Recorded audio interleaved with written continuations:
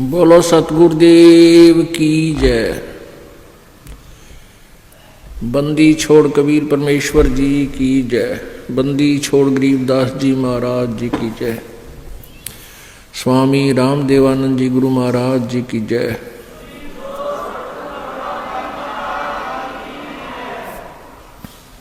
सर्व संतों की जय, सर्व भक्तों की जय, धर्मी पुरुषों की जय। श्री काशी धाम की जय, श्री छुडानी धाम की जय, श्री करौथा धाम की जय, श्री बरवाला धाम की जय। सत साहिब ग्रीव नमो नमो सतपुरुष को नमस्कार गुरु की नहीं। सुर नर मुनि जन साधुआं संतों सर्वस्ती नहीं। सतगुरु साहेब संत सब डंडो तुम प्रणाम। आगे पीछे मध्य हुए तिनको जा कुर्बान। नराकार निर्विषम काल जाल वै भंजनम निर्लेपम निज निर्गुणम अकल अनुबेशुंदनम। सोहम सुरति समाप्तम सकल समाना निरतलय। उज्ज्वल हीरंबर हरदमम बेपरवा अथाह वार पार नहीं मज्जतम।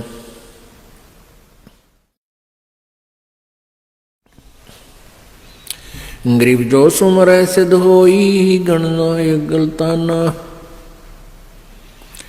करो अनुग्रह सोई पारस पद परवाना।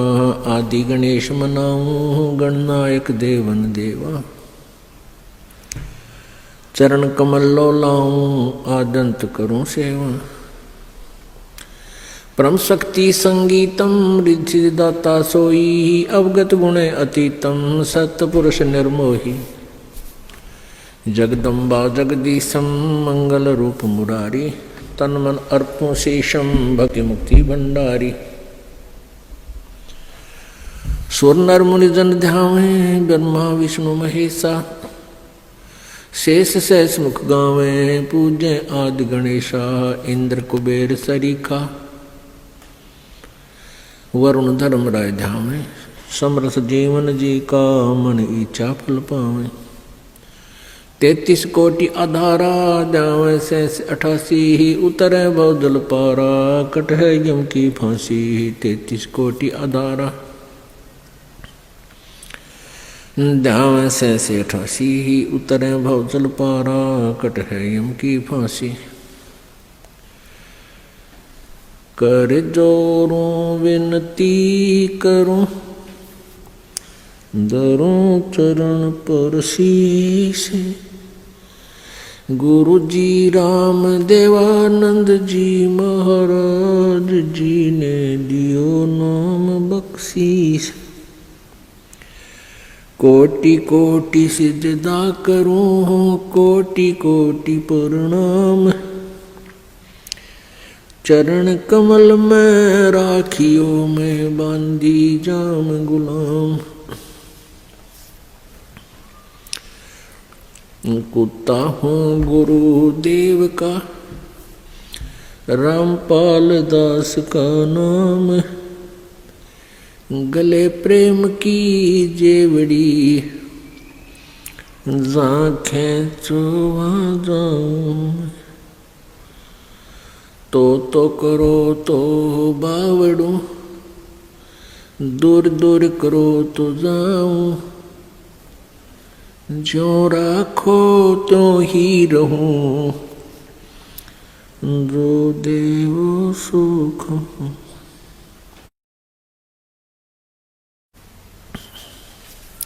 जय इब कै सतगुरु मिले। सब दुख आँखों रोए। चरणों ऊपर शीस धरूं कहूँ जो कहनी हो। कबीर गुरु जी मिलेंगे पूछेंगे कुशलात। आदि अंत की सब कहूँ अपने दिल की बात। गुरु जी तुम ना भूलियो चाहे लाख लोग मिल जाहीं। हमसे तुमको बहुत है तुमसे हमको नहीं। कबीर तुमरे विसारे क्या बने, मैं किसकी शरण में जाऊं। शिव ब्रंच मुनि नारदा तिनके हृदय न समाऊं। अवगुण किए तो बहुत किए, करत न मनी हारे। बावे बंदा बख्श दियो, बावे गर्दन उतार।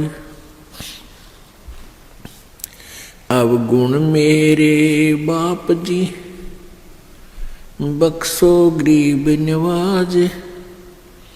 जो मैं पूत कपूत हूँ, बहुर पिता को लाज। कबीर मैं अपराधी जन्म का, नक्सिक भरे विकार। तुम दाता दुख भंजना, मेरी करो संभार। परम पिता परमात्मा पूर्ण ब्रह्म, सारी सृष्टि के रचनहार कुलदेव, कुल के मालिक कबीर देव कबीर साहिब जी की असीम कृपा से आप जी सत्संग में पहुंच पाए। बहुत ही पुण्यभागी प्राणियों को यह सत्संग सुनने को प्राप्त होता है। सकल पदार्थ हैं जगमाही, कर्महीन नर पावत नाही। सभी इस संसार के अंदर परमात्मा समय समय पर प्रकट रहते हैं, या अपने कोई संत विशेष को अपनी शक्ति पावर दे करके इस धरातल पर भेजते रहते हैं, ताकि संत की प्रेजेंस इस पृथ्वी पर रहेगी तो जनता कुछ हाहाकार से बचेगी। संत न होते पृथ्वी पर तो जल मरता संसार। पुण्यात्मा मात पिता मिल जाएंगे लख 84 माँ, और सतगुरु सेवा और ये भक्ति भाई फिर मिलन की ना। जिस भी प्राणी के शरीर में, आप जिस भी पशु पक्षी के शरीर में जन्म प्राप्त करोगे, जो भक्तिहीन प्राणी हैं वो, तो वहाँ माता पिता भी होंगे, उनमें ममता भी ज्यों की त्यों होगी। जैसे कुत्ते बने तो कुतिया माता पिता हमें मिल जाएंगे, गधे बने तो वहाँ माता पिता होंगे, और ऐसी ही ममता होगी, ऐसा ही प्रेम एक दूसरे में होगा। तो पुण्यात्माओं परमात्मा यही बताना चाहते हैं कबीर देव जी कि तुम संसारिक क्रियाओं को इतना महत्व देते हो कि सत्संग में भी नहीं पहुंच पाते हो। तो परमात्मा यही बताते हैं कि ये माता पिता, ये परिवार प्रत्येक प्राणी के शरीर में आपको उपलब्ध हो जाएगा, लेकिन सत्संग नहीं मिलेगा, सतगुरु नहीं मिलेंगे उन अन्य प्राणियों के शरीरों में। तो मानव शरीर के अंदर जो प्राणी भक्ति नहीं करता है, वो अपने जीवन को व्यर्थ कर रहा है। परमेश्वर की वाणी में है कि मानुष जन्म पाए कह, जो नहीं रटे हरि नाम। जैसे कुआ जल बिना, बनवाया क्या काम। अपने आत्मा परमात्मा हमें बार बार आकर के यही समझाना चाहते हैं कि तुम मनुष्य जीवन प्राप्त करके इसमें प्राप्त सुविधाओं को प्राप्त करके आप भूल जाते हो परमात्मा को, क्योंकि ये जो भी पुण्य, आपके पुण्य से ही आपको मानव शरीर प्राप्त है, और आप ही की मलाई है पिछले जन्म की, पुण्य संस्कार हैं, उनको आप बर्बाद कर रहे हो। बहुत ही पुण्यकर्मी प्राणी को परमात्मा मानव शरीर देता है, उससे भी पुण्यकर्मी प्राणी मानव शरीर पाकर भी जो अत्यधिक पुण्यकर्मी प्राणी है उसको सत्संग मिलता है। तो मानव शरीर प्राप्त करके जो भक्ति नहीं करते हैं प्राणी, परमात्मा बताते हैं कबीर थोड़ा जीवना, कबीर थोड़ा जीवना ये मंडे बहुत मंडाने, सभी उबा पंथ सिर ये राव रंग सुल्तान। कबीर एक दिन ऐसा होएगा सबसे पड़े बिछो, राजा राणा राव रंग भाई सावधान क्यों न हो। उजड़ खेड़े ठेकरी ये गड़गड़ गए कुमारे, रावण जैसे चले गए वो लंका के सरदार। अब परमात्मा हमें याद दिलाते हैं कि तुम इस छोटे मोटे कोई व्यवसाय में को या कोई कोठी कार फैक्ट्री को प्राप्त करके परमात्मा से दूर हो जाते हो, उसके लिए बताते हैं कि कबीर जीना थोड़ा, बहुत ही कम समय है ये, और आपके जो इरादे हैं वो बहुत लंबे चौड़े, आपकी कल्पनाएं बहुत लंबी चौड़ी, ये कर दूंगा वो कर दूंगा, और एक पल का भरोसा नहीं कब यहां से शरीर छूट जाए, जीव चला जाए। कबीर थोड़ा जीवना ये मंडे बहुत मंडाने, दूर तक के पता नहीं क्या क्या सोच बना रखी है, कल्पना कर रखी है, ये कर दूंगा वो कर दूंगा। और कहते हैं सभी चल रहे हैं यहां से, सभी का एक दिन प्रतिदिन कम हो रहा है। हम कितने नशे में हैं। कबीर ये माया अटपटी, कबीर ये माया अटपटी, सब घट आण अड़ी, किस किस को समझाऊं या कुएं भांग पड़ी। इस काल भगवान ने ये त्रिगुणमयी माया, रजगुण ब्रह्मा, सतगुण विष्णु, तमगुण शिव जी के द्वारा ये आप जी को यहाँ उलझा रखा है, इस माया जाल में फंसा रखा है। ब्रह्मा जी की रजोगुण माया के आधार से आप जी संतानों उत्पत्ति करते हो, यहाँ के ठाठ बाट की चाह करते हो, और विष्णु जी के सतोगुण की माया के प्रभाव से आप जी यहाँ एक दूसरे में ममता मोह के माध्यम से जुड़े हुए हो, जकड़े हुए हो।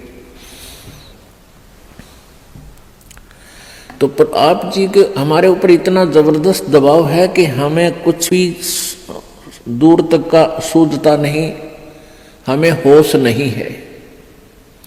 इस त्रिगुणमयी माया की भांग का नशा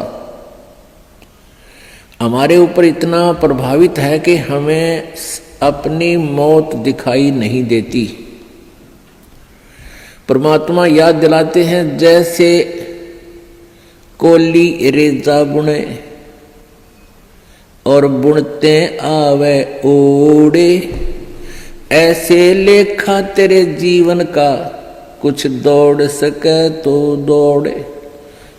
जिस प्रकार पहले, आजकल तो फैक्ट्रियां बन गई, ये मशीन ऐसी आ गई जो कपड़े फटाफट बुन देती हैं। पहले हाथ से कपड़ा बुना करते थे, लंबे लंबे धागे बांध लिया करते थे, उसको खड्डी बोलते थे, और पतला सा धागा होता है, उस धागे को उन धागों में से हाथ से निकाला करते थे, एक मैनुअली हैंडल करके एक हाथ से ऐसे एक नली सी होती थी, उसके अंदर से निकाल देते, एक धागा ऊपर नीचे करके, फिर दूसरा धागा ऐसे लाते थे, फिर ऐसे लाते थे, फिर ऐसे लाते थे, और इतने पतला धागा होता है और इतना लंबा उसका थान बोलते थे।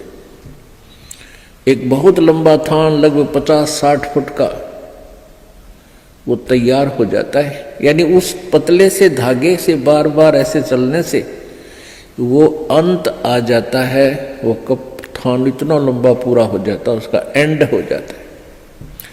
इसी प्रकार आप जी का जो जीवन है, ये प्रतिदिन एक धागा आपका इसमें प्रवेश हो रहा है, और एक दिन वो भी आएगा जिस दिन आपके जीवन का उत्थान कंप्लीट होगा।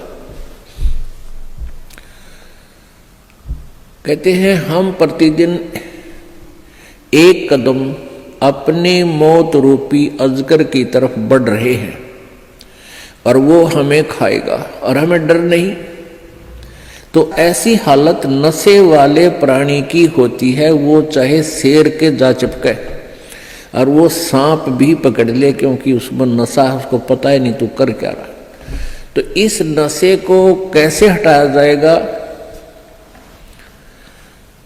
ये सत्संग रूपी एंटीबायोटिक कैप्सूल खा के, फिर इनसे आपका जो त्रिगुणमयी माया के द्वारा प्रभाव आपके ऊपर हुआ है वो खत्म हो जाएगा, वो नाम मात्र सा रह जाएगा, और धीरे धीरे आप अपने भविष्य की चिंता करने लगोगे। मौत बिसारी बावले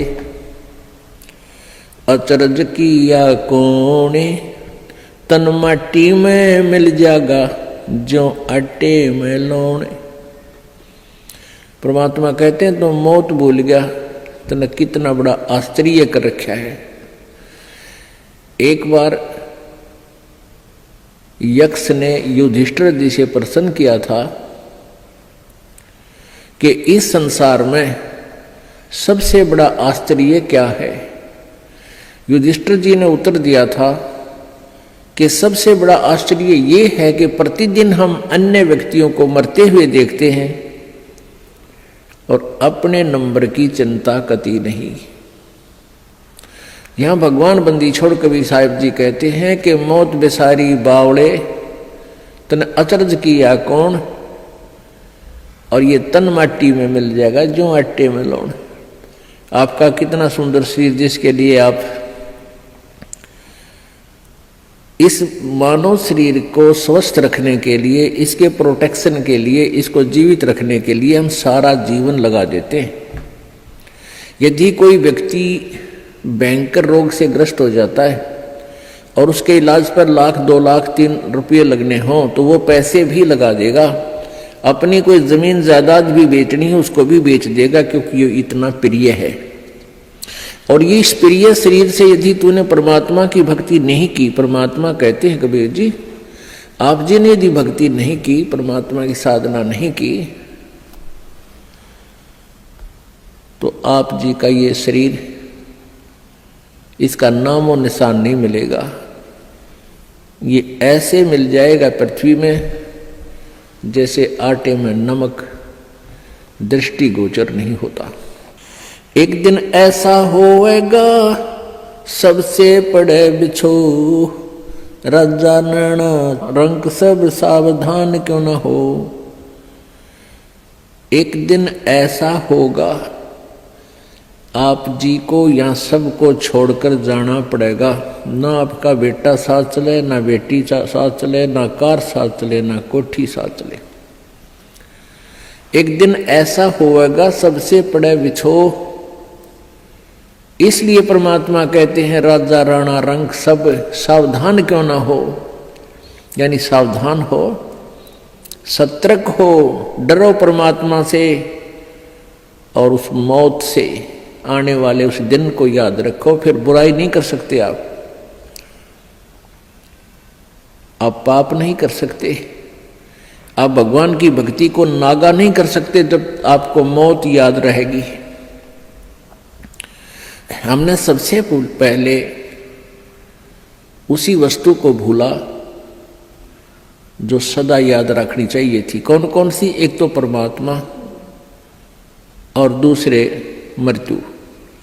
उजड़ खेड़े ठीकरी ये गड़गड़ गए कुमारे, वो रावण श्रीखे चले गए भाई लंका के सरदार। आप देखते हो जगह जगह कोई नगर उजड़ गया, उसको खेड़ा बोलते हैं। जो कोई गांव कहते हैं, गांव खराब गर्क हो गया था, तो वहाँ छोटी छोटी ईंटें, बर्तन फूटे हुए मिट्टी के, उनके ठीकरे वो नजर आते हैं। तो परमात्मा याद दिलाते हैं कि ये उजड़ खेड़े ठीकरी, और वो भी आपकी तरह ठाठ से रहा करते थे, भगवान भूल गए थे।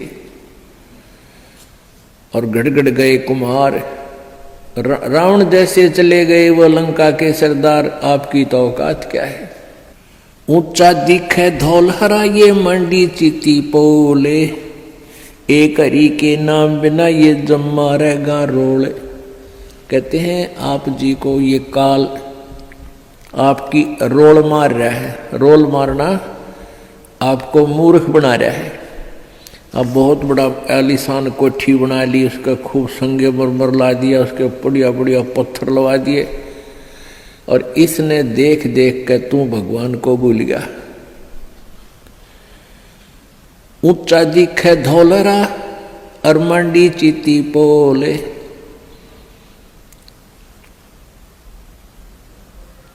एक हरि के नाम बिना ये जम्मा रहे रोल।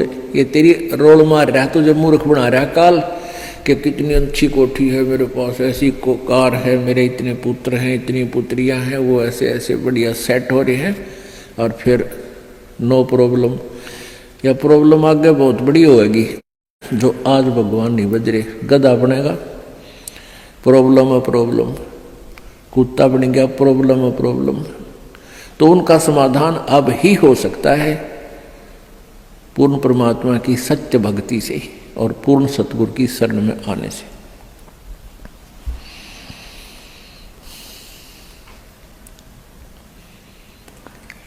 कबीरा देवल ढह पड़ा ये ईंट वही संघार, कोई चे जारा चुनिया मिलान दूजी बार। का चुनावे मैडिया ये चुना मटी लाए, मौत चुनेगी पापड़ी तन दौड़ कलेगी आए। परमात्मा कहते हैं, भगवान कबीर जी कहते हैं कि भक्ति के बिना आपके ये लंबी लंबी कोठियां बनाने लग रहा है, और यह मौत पापनी तने एकदम झपट्टा मार के ले जाएगी, और ये कोठी तेरी यहीं रह जाएगी। रोहतक के अंदर एक व्यक्ति सेठ, उसने काफ़ी स्थान बहुत अच्छी जगह पर परचेज किया। वो पुरानी दुकान सी थी, उन सबको फोड़ फाड़ कर बहुत बढ़िया एक बहुत लंबा चौड़ा बनाने लग गया। वहाँ पर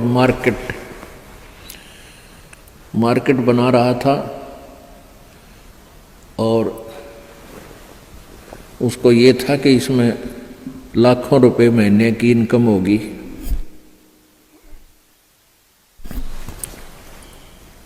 अब वो मार्केट तो बनी भी नहीं थी, वहाँ जो वर्कर काम करे थे उनको पेमेंट की, और वो वर्कर वहाँ बैठकर अपने पैसे पेमेंट को गिन रहे थे, संभाल रहे थे।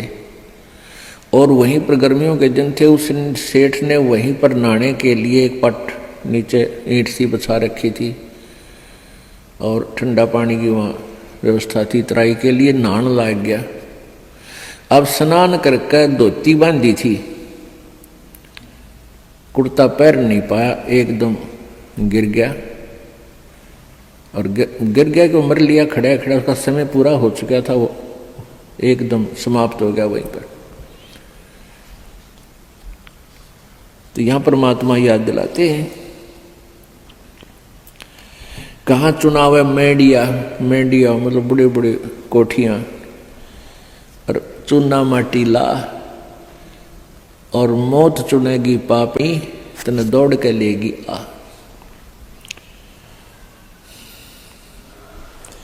कहा चुनाव है मैडिया ये लंबी भीत उसार, घर तो 3.5 हाथ भाई घना तो 4.25। परमात्मा कहते हैं कि क्यों लंबी लंबी कोठियां, एक कोठी में 6 कमरे, फिर डबल सटोरी, फिर ट्रिपल सटोरी। परमात्मा कहते हैं तूने एक ही चारपाई पर सोना है, और वह एक कमरे की एक कोण में डलेगी, बाकी का सारा तेरा बनाया हुआ वो मकड़ी वाला जाल खाली पड़ा रहेगा। तो परमात्मा कहते हैं घर तो 3.5 हाथ और घना तो 4.25। एक व्यक्ति का अपना शरीर का जो डायमेंशन है, अपने हाथ के 3.5 हाथ, 3.5 हाथ, कोई चाहे छोटा है चाहे बड़ा, अपने हाथ नाप के देख लियो, उसका लंबाई 3.5 हाथ की होती है और एक हाथ का ऐसे पूरा विस्तार होता है। कहते हैं घर तो 3.5 हाथ, यानी इतनी जगह चाहिए तेरे को, तेरा शरीर आ जा उसमें। और घना तो 4.25, यानी घना कर 3 इंच फालतू और बना ले। कहने का भाव यू है कि मिनिमम प्रत्येक चीज को मिनिमाइज कर दो और फिर देख सुख परमात्मा का, आनंद देख मालिक का। जिस कोठी बंगले के बनाने के लिए ना जाने कितने 2 नंबर के काम करे, या कर्जा वर्जा लेकर कोठी बनावे दुनिया में लोग दिखावा करने के लिए, फिर वो कर्जे वाले पीछे पीछे आप लुकता फिरे, सो झूठ बोला, आज कोई ना कह दे करके बाहर जा रहा है। वो दिन की चैन रात की नींद दोनों गई। तो इस प्रकार हमने समाज लोग को नहीं देखना है, हमने अपने मालिक के ज्ञान को ही आधार बनाकर अपना जीवन सुचारू करना है। कबीर 5 तत्व का पूतला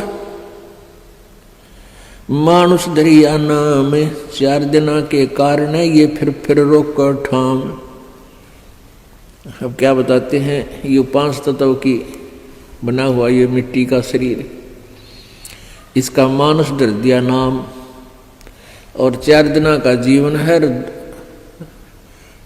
पता नहीं कहाँ कहाँ पर कोठी बनाता है, गुड़गांव में एक प्लाट ले लिया, हिसार में एक बड़ा बड़ा मकान ले लिया, जींद में अर्बन स्टेट में कोठी ले ली।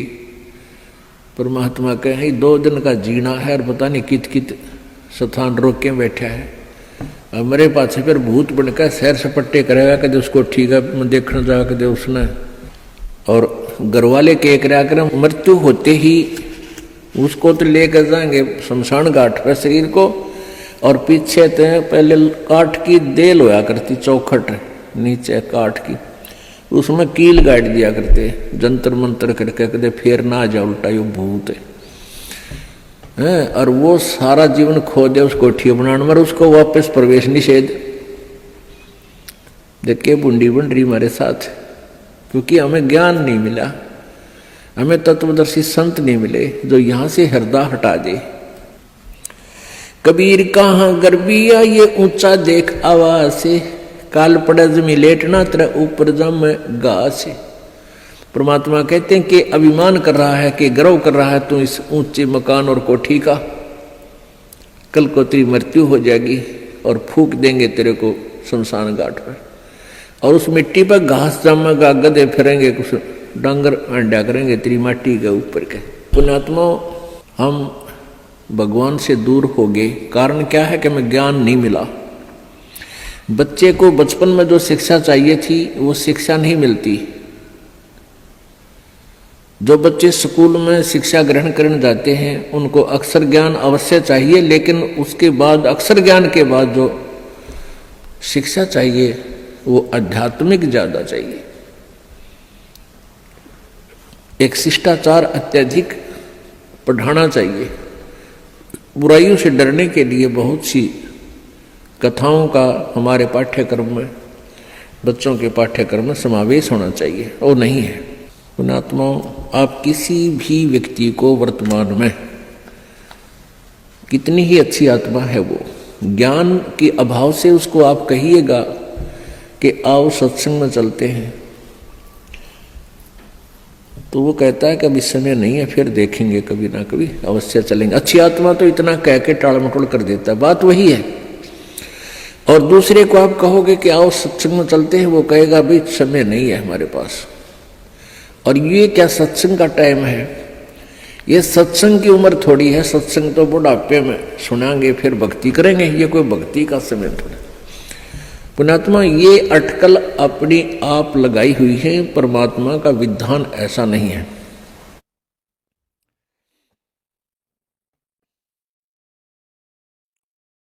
अब परमात्मा क्या बताते हैं, कबीर कहाँ गर्भियो ये काल गह करके से, न जाने कित मारेगा यो के घर के परदेश।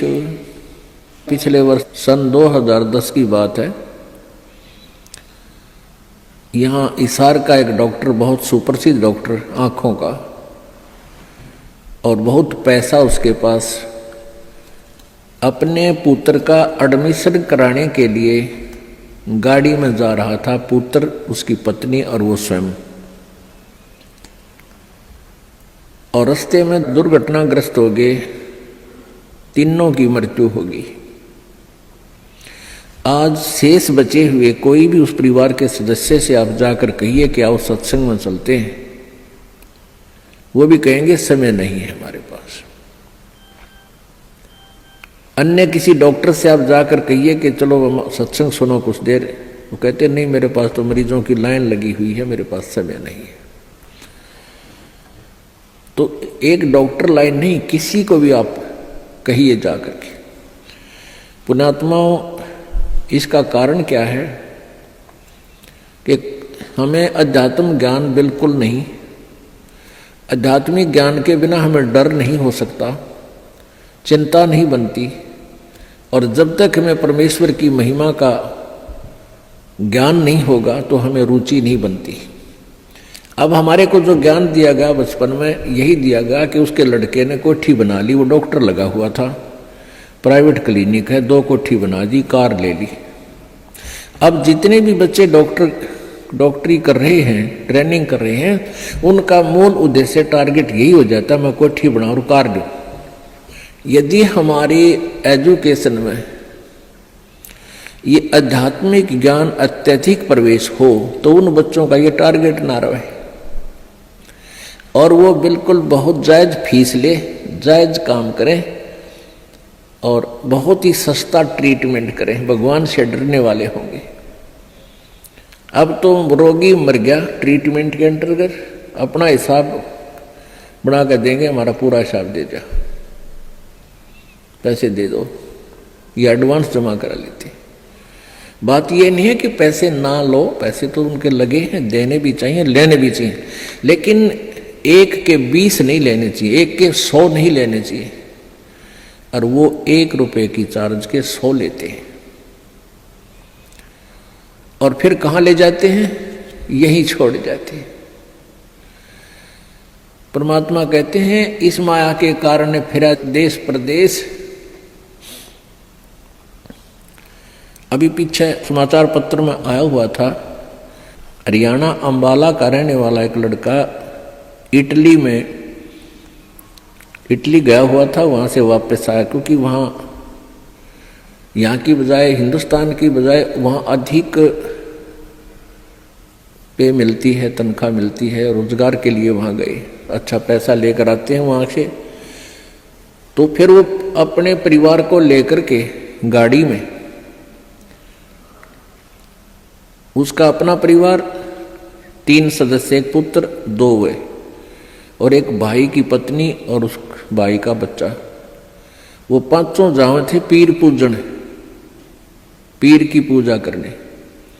और उस पेपर में लिखा, समाचार पत्र में लिखा हुआ था कि वो एकदम इतनी ऊंचाई से गुजर रहे थे कि वहाँ से गाड़ी पलट गई और 50 फुट नीचे तालाब में गिर गई, वो 5 मर गए। पुण्यात्माओं, हम भूल जाते हैं कि ये घटना उसके साथ घट गई, हमारे साथ नहीं घटेगी।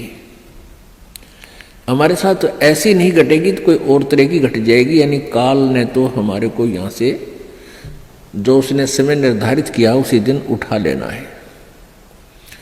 एक भक्त बता रहा था कि मेरे मामा के 5 लड़कियां और मेरी मामी भात न्योतन जावा थी, 3 लड़कियों की शादी इकट्ठी। भात न्योत का वापस आवा थी, रोहतक के बस स्टैंड पर खड़ी थी अब जिसकी 3 बेटियों की शादी, उसको किस प्रकार की चिंताएं कहाँ कहाँ से विचार व्यक्त कर सोचती रहती है। बस स्टैंड पर खड़ी थी बस की इंतजार में, और एक बस बैक होकर अपने स्थान पर लगे थी, वह थोड़ी सी टेढ़ी होगी। पीछे एक पोल खड़े थे, पुराने बस स्टैंड की बात है। पोल उस खंबे बीच और बस बीच आ गई एकदम। उसने उसको जानने को नहीं, तू कहाँ खड़ी है, गाड़ी आन लग रही है तेरे बैक में आगे। आध घंटे में वही तड़प कर मर गई।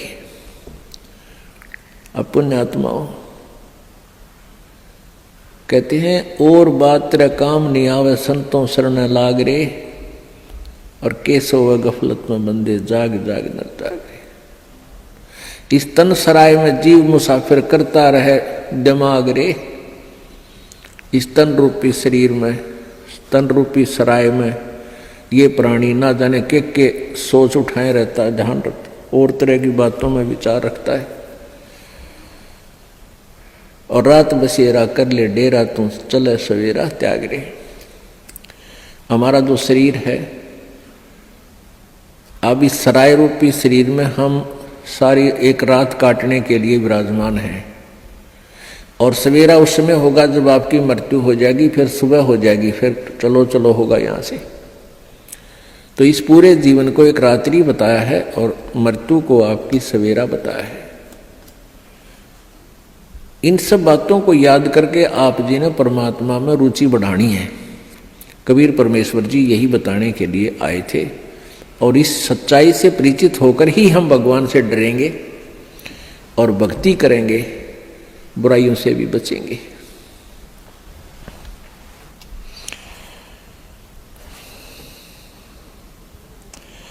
कबीर कहाँ गर्बियो काल गह करके से, ना जाने कित मारसी के घर के परदेश। यानी या तो घर में मारेगा, ना कि तो बाहर जा रहा होगा वहां मार देगा। कबीरा धंधा करते रहे बिन धंधे धन ना होए। परमात्मा कहते हैं कबीर धंधा करता रहे बिन धंधे धन नाही, और जो नर भूले ज्ञान मूल को ते धंधे ध्यावे नाही।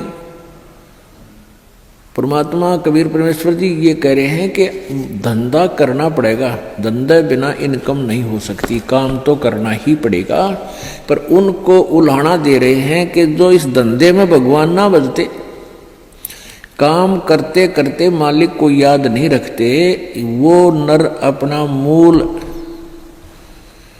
उस मूल ज्ञान से परिचित नहीं है, वो अपना जीवन व्यर्थ कर रहे हैं। अब कोई कहता भी अभी समय नहीं है, भक्ति नहीं करते, कोई टेंशन होगी है। पुण्यात्माओं ये टेंशन तो बनी रहेंगी, क्योंकि काल का लोक ही ऐसा है।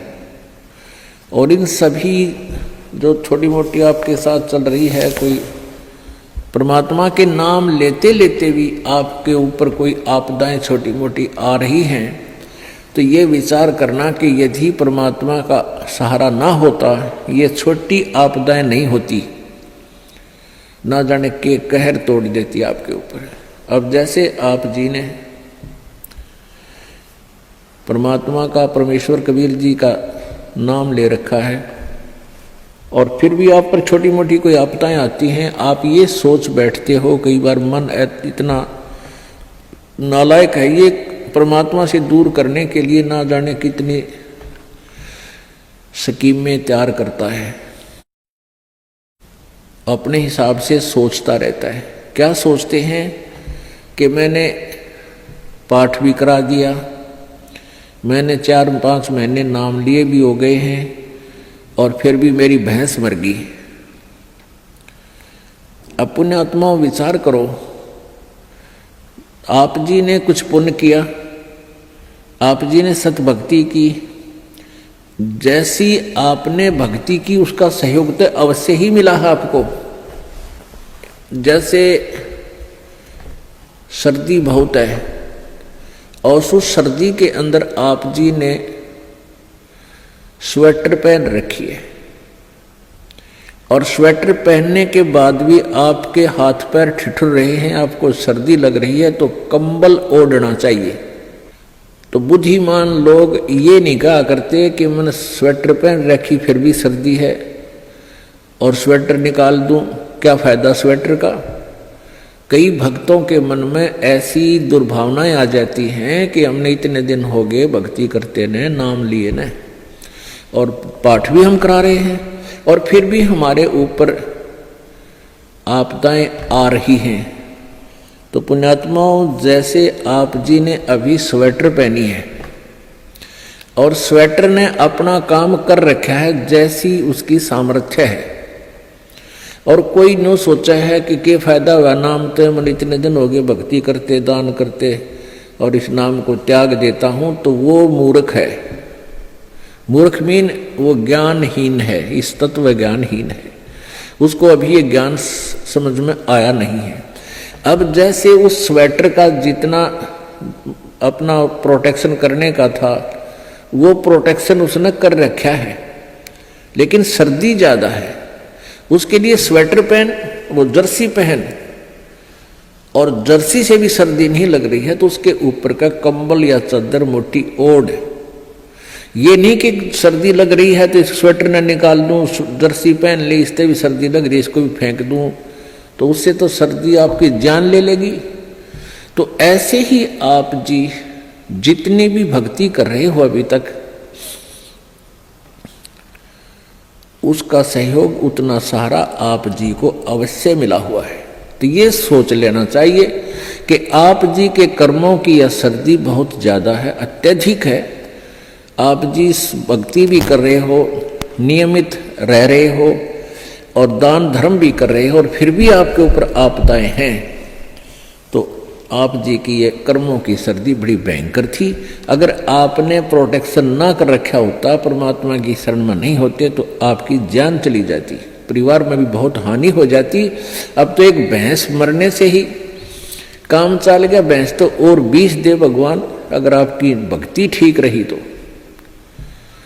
इस प्रकार आप जी ने अपने तत्व ज्ञान को संभाल कर रखना है, इस पर असर करना है, अमल करना है,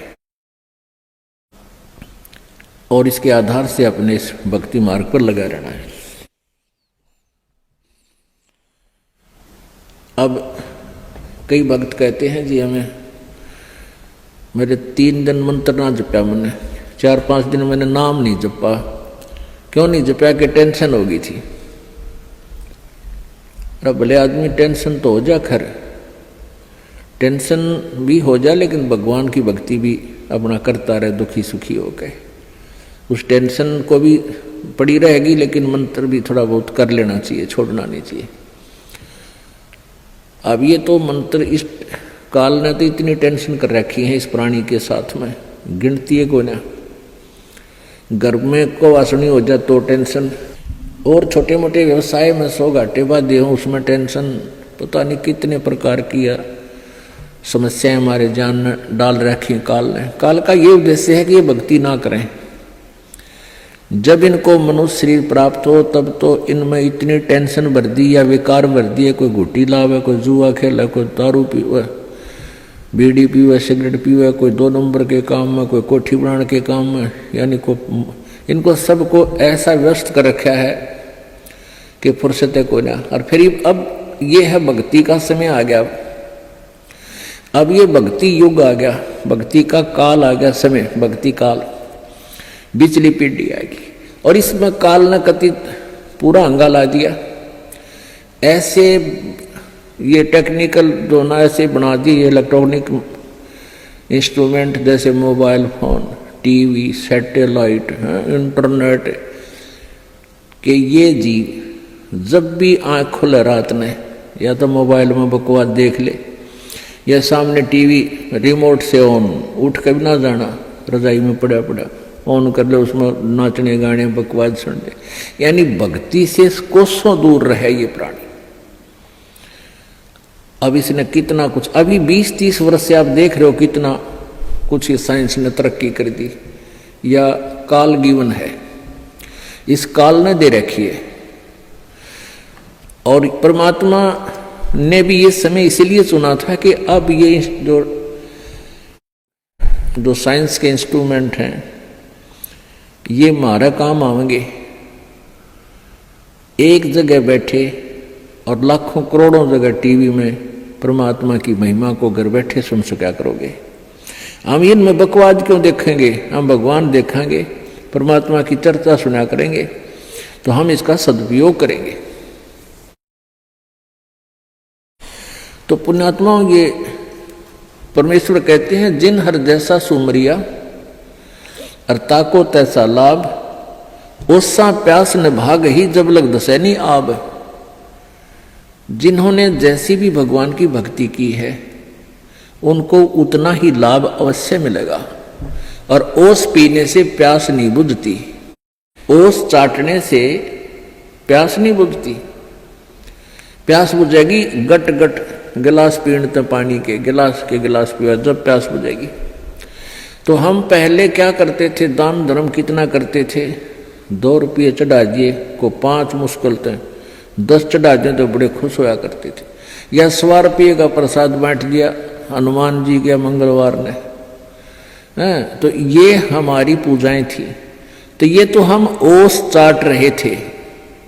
और अब आप देख रहे हो पाठ के पाठ करवाए जा रहे हैं, भगवान के हवन के लिए जोत के पैसे, जो जोत का घी दान किया जा रहा है, ये गिलास के गिलास पिए जा रहे हैं और इनसे प्यास बुझेगी। कोई पाठ करवा रहा है, कोई वैसे गुप्त दान, खूब वैसे दान दे रहे हैं, तो ये गिलास के गिलास पानी के पिए जा रहे हैं, इनसे प्यास बुझेगी, इनसे आपको पूर्ण लाभ होगा। और सतभक्ति मंत्र करेंगे, आजीवन मर्यादा रहेगी। अब ये टेंशन तो काल ने या पैदा कर रखी है कि भक्ति ना कर सके, लेकिन इन टेंशनों में ही आपने भक्ति करनी पड़ेगी।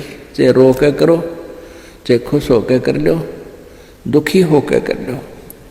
मान लीजिए कोई घर का सदस्य उपदेशी नहीं था, उसकी मृत्यु होगी, दुख तो बहुत आता है, क्योंकि हमारा एक हमारे अंदर एक ऐसी व्यवस्था बन गई, हम रह नहीं सकते, रोना भी पड़ेगा, भाई खूब बुरा हाल विलाप भी करेंगे। लेकिन फिर भगवान भी फिर याद रखे, परमात्मा ये क्या ले गए इतने दिन, उन बातों ने ध्यान रखे कि ये क्या लेके गया।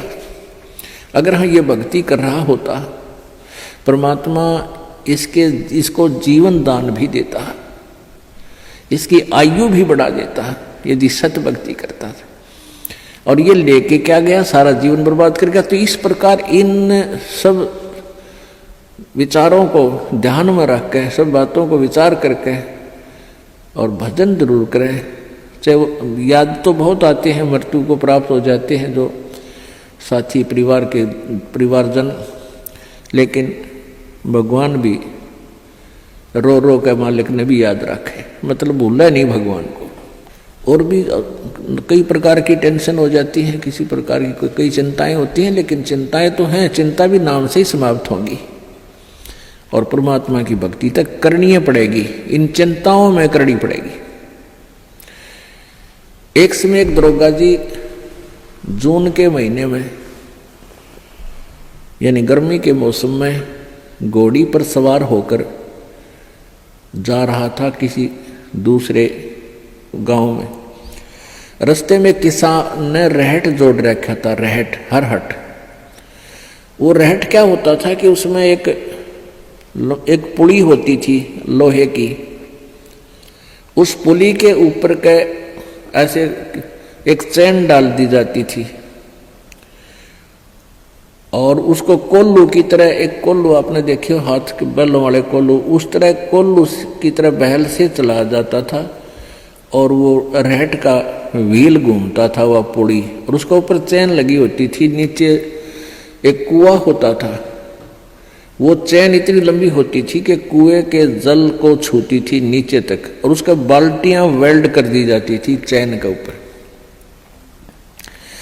और वो बैल से बैलों को चलाया घुमाया जाता था कोल्लू की तरह, तो वो व्हील घूमता था, वो पुड़ी घूमती थी, वह चैन साथ में घूमती थी और नीचे से पानी आकर के खेतों में डलता था। और खाली बाल्टियां वापस चली जाती थी और भरी बाल्टियां चैन के साथ ऊपर आती थी, ऐसे चलती थी। तब वो पानी खेतों में सिंचाई के काम आता था। तो किसान की घोड़ी को प्यास लगी, किसान को भी प्यास लगी।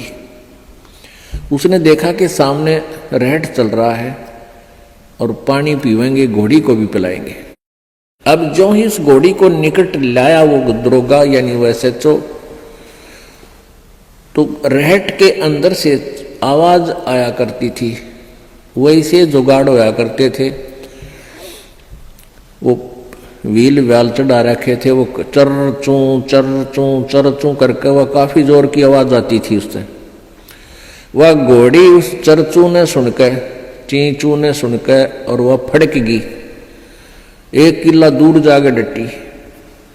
दरोगा जी गुस्से में हो गए, करे किसान या चू चू बंद कर दे भाई, ची चू बंद कर दे, मेरी घोड़ी डर रही है, मैंने पानी पीना और पिलाना है।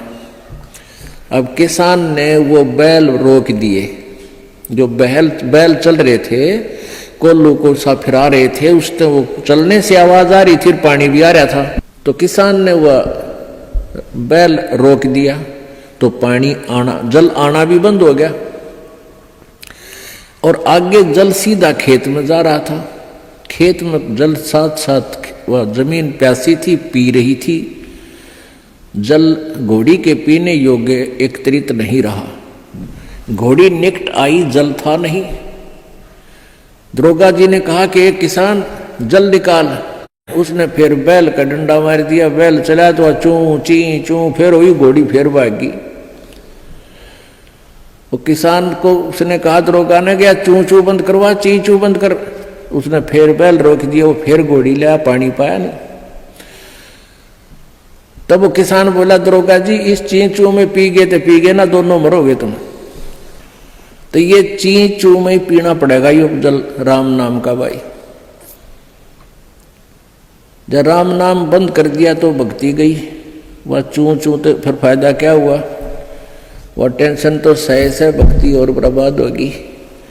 तो इस चींचू में पानी पीना पड़ेगा, जल पीना पड़ेगा भाई, हिम्मत रखो। और एक दिन परमात्मा ऐसी कृपा करेगा, या चींचू भी बंद हो जाएगी, क्योंकि परमात्मा के नाम से सब दुख दूर होते हैं। कबीर 5 पहर धन दे गया और 3 पहर रया सोए, 1 पैर हरि ना भजा फिर मुक्ति कहां से होए। 8 पहर 24 घंटे को 8 पहर में, पहले 8 पहर होती थी 24 घंटे की। अब परमात्मा कहते हैं तो 1 पैर में 8, 1 पैर में 3 घंटे हो गए। तो परमात्मा कबीर जी ये बताना चाहते हैं कि 3 पैर तन धंधा करया 15 घंटे, 5 पैर तो 3 पैर तो सो गया, यानी 1 दिन रात टोटल पूरा कर दिया। और 1 पैर हरि ना बजा, 3 घंटे भी भगवान को नहीं दिए तूने। 5 पैर धन दे गया, 3 पैर रया सोए, 1 पैर हरि ना जप्यो मुक्ति कहां से होई। यानी टोटल 3 घंटे परमात्मा ने बता दिए कि पूरे 24 घंटे में 3 घंटे आप भगवान के भजन में अवश्य लगाओ। और उनका ये नहीं है कि स्पेशल एक जगह बैठ के लगा लो, बहुत समय होता अपने पास। जैसे आप जी कोई मजदूरी के लिए जाते हो, घर से वहां तक घंटा 1 लगे, मालिक का सिमरन करता जा। बस में बैठ कर जा रहे हो कहीं काम, बस वहां भक्ति करें। खेतों में जा रहे हो, खेतों से घर से लेकर वहां तक जो खूब भक्ति करे, अपना मंत्र ने याद रखे। और बहुत से ऐसे कार्य हैं जो काम करते करते भी हम भगवान की भक्ति कर सकते हैं। जैसे खेत में आली हल जोतता है, हमने देखे पहले ही आली में लक्ष्मी चंद की रागनी गाए जाते, हल भी जोड़े जाते। तो आप भगवान की भक्ति भी करें, कभी आरती करने लग जा, कभी भगवान की वाणी बोलने लग जा। कोई फिल्मी गाने गावा है, कोई और बकवास सोच रहा है। तो इस प्रकार हमने अपना सुमरण में 3 घंटे का समय निकालना चाहिए। जैसे सुबह का नित्यनेम आध पौना घंटा लगता है, 15 मिनट की असुर निकंदरमणि 1 घंटा तो हो गया, आध 35 मिनट की आरती होती है 1.5 घंटा, बाकी 1.5 घंटा आपका सिमरण भी हो जाए ना, सिमरण आध घंटा मंत्र, 1 घंटे का श्वास का सिमरण। तो इतना भी आप कंटिन्यू कर लोगे तो भी आपका बेड़ा पार हो जाएगा। ये सत्कर्म मान ली, क्योंकि आप जी बहुत से पापों से बच गए, सब बुराइयां त्याग दी, भगवान से डर कर रहने लग गए। इच्छा कर मारे नहीं, बिन इच्छा मर जा, कह कबीर तास का पाप नहीं लगा। जैसे जब तक आप जी ने ये सतभक्ति नहीं ली, परमात्मा कबीर जी की साधना नहीं की करते, तो और उपासना जो करते हैं ब्रह्म तक, पर ब्रह्म तक, ब्रह्मा विष्णु महेश और दुर्गा तक, इसमें सभी जो पूजाएं करते हो उन पूजाओं का फल और जो पुण्य करते हो उन पुण्य का फल अलग से लिखा जाता है। और साथ में जो आपके द्वारा पाप होते हैं,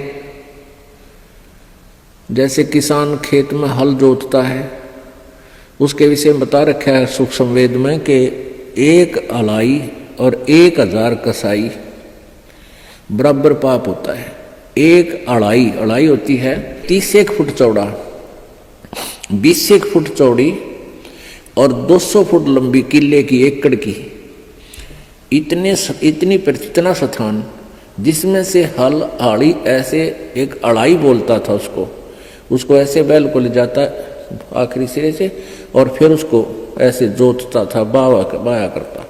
तो उस टुकड़े को 1 अड़ाई बोलते हैं। इतना स्थान हल से खोदा हुआ 20 बाई 200 फुट का एक हाड़ी ने जो खेत खोद दिया हड़ते, उसमें पाप, और 1000 कसाई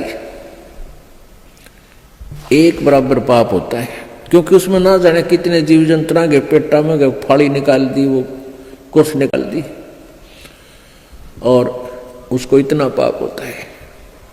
अच्छा, फिर उसको पुण्य भी होता है, क्योंकि उस खेत में गेहूं बो दिए, बाजरा बो दिया और चने बो दिए, ज्वार बो दी, तो उससे ऑटोमेटिकली कुछ बीज झटका जमीन पे गिर जाता है, उसको जीव जंतु खाते हैं, तो वो उसके गुड अकाउंट में और पाप बैड अकाउंट में ये न्यारे डिपॉजिट होते रहते हैं। जैसे परमात्मा ने धर्मदास जी को बताया था, कबीर परमेश्वर जी ने, कि धर्मदास जी कह रहे थे कि हम कोई जीव हिंसा नहीं करते क्योंकि हम मांस नहीं खाते। और कबीर परमेश्वर जी एक मुसलमान की वेशभूषा में, जिंदा महात्मा की वेशभूषा में विराजमान थे।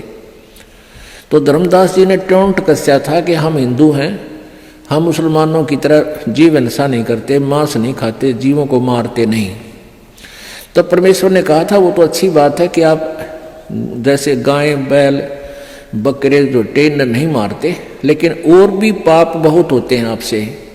पृथ्वी ऊपर पग जो धारे, करोड़ जीव एक दिन में मारे। जो पृथ्वी पर आप कामवश जा रहे हो तो 1 करोड़ जीवों को डेली मार कर विश्राम लेते हो, अपने पेट के लिए, रोजगार के लिए जो उधर जाते हो।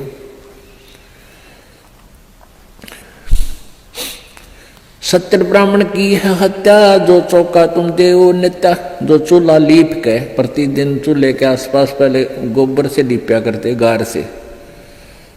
ये इतना क्षेत्र में जो तुम लिपाई करते हो, तो इतना पाप है आपको 70 ब्राह्मण मार दियो। ब्राह्मण माने भक्त। वैसे तो किसी भी जीव हिंसा कर दें, किसी मनुष्य की हत्या कर दें तो महापाप है, लेकिन भगत की हत्या करना और घोर पाप है। अब जैसे पोचा मारते हो आप जी प्रतिदिन, आजकल तो फिनाइल से लगाया जाता है। वो किस लिए लगाया जाता है कि वहाँ कीटाणु नाश कर दिए जाएं, वो कीटाणु मरे जो हानिकारक होते हैं। तो वो जब तक आप सतगुरु कबीर परमेश्वर जी की सत साधना पूरे संत से लेकर नहीं करते, नकली संतों से नहीं, जिनके पास ये सच्चा नाम हो जो दास देता है, तो तब तक आपके दोनों ही पुण्य और पाप भिन्न भिन्न लिखे जाएंगे और वही आपको भोगने पड़ेंगे फिर सारे के सारे। पुण्य भी मिलेंगे, जैसे हाली का उदाहरण दिया कि उसने जो एक अलाई में इतने जीव मार दिए कि 1000 कसाईयों जितना पाप हो गया। फिर उसके द्वारा बीजी गई खेती से कुछ ऐसे दाने नीचे गिरे ऑटोमेटिकली, वो जीवों ने खाए, वो पुण्य हो गया। तो वो पुण्य और वो पाप अलग अलग लिख दिए, पुण्य थोड़े और पाप गणे। तो ऐसे ही आप पोछा लगाते हो या अपने काम वश जाते हो तो सभी आपके पैरों के नीचे प्राणी मरते हैं। और ऐसे जीव हैं जो हमें दिखाई भी नहीं देते, हवा में हैं, वो भी मारे जाते हैं। आप मोटरसाइकिल पर जा रहे हो, आप देखोगे आपका कपड़ा भी मैला हो जाता है और हवा में उड़ रहे अदृश्य जीवों के द्वारा उनकी मृत्यु आपके छाती पर, मुंह पर सब लग लग कर मर रही है। पंखा चलाते हैं, पंखे में भी जीव मर रहे हैं। अग्नि जलाते हैं, अग्नि में भी जीव मरते हैं। आटा गूंथते, आटा उसमें भी, सब्जी बनाते हैं उसमें भी। तो ये उन भक्तियों से ये समस्या हल नहीं हो सकती। परमेश्वर कबीर जी की भक्ति से आपके ऊपर क्या होगा कि ये जो पाप तो हैं लेकिन उनको करना उद्देश्य नहीं, तो वो पाप आपका नहीं लगेंगे, उनको लगेंगे जो इस दास के द्वारा बताई गई साधना नहीं कर रही। उनको तो पूरे लगेंगे, उनके बैंक अकाउंट में लिखा ही जाएगा वो। और इससे नहीं लगेंगे। कहते इच्छा कर मारे नहीं, बिन इच्छा मर जा, कह कबीर दास का पाप नहीं लगा। इच्छा कर कैसे मारे? जैसे शिकार खेलते हैं या वैसे कोई भेंट देते हैं कि कोई की तो बकरे चढ़ावे हैं, कि तो भोग चढ़ावे हैं, कि तो झोटे काट कर डाले जाते हैं मंदिरों में। या ये मुसलमान भाई ईद बकरीद मनाते समय जीव हिंसा करते हैं, ये तो है नोवेंगली जान के करते हैं, ये तो पाप लगेगा। इच्छा कर मारे नहीं, अरबन इच्छा मर जा। ये आप चल रहे हो अपने काम के उद्देश्य के लिए, आपका मारना इच्छा नहीं है, लेकिन वो अपने आप मर रहे हैं तो मरने दे। लेकिन सावधानी अवश्य बरते। जैसे सामने आप जा रहे हो और चींटियों की लाइन है या इन मकोड़ों की, चिट्टों की जो लाइन है और वो बहुत बिखरे हुए हैं, तो उससे बचने की चेष्टा करें। और बचने की चेष्टा नहीं बच पा रहे हैं तो फिर भी थोड़ा बहुत बचाव करके उनके ऊपर से निकल जा, फिर भी कोई मरता है तो आपको दोष नहीं। तो परमात्मा की भक्ति से क्या होगा कि आप जी के जो प्रतिदिन आपसे जो अनजाने में पाप हो रहे हैं, वो इन जाप करने से भगवान की जो भक्ति आपको दी है परमात्मा की, और प्रतिदिन जो आप नित्य वाणी बोलते हो, पढ़ते हो, सुनते हो, इनसे आपके प्रतिदिन वो पाप अनजाने में किए हुए साफ होते रहेंगे। जैसे आप कपड़ा पहनते हो, कपड़ा प्रतिदिन मैला होता है, उसको साबुन और जल से धो लेते हो तो स्वच्छ हो जाता है।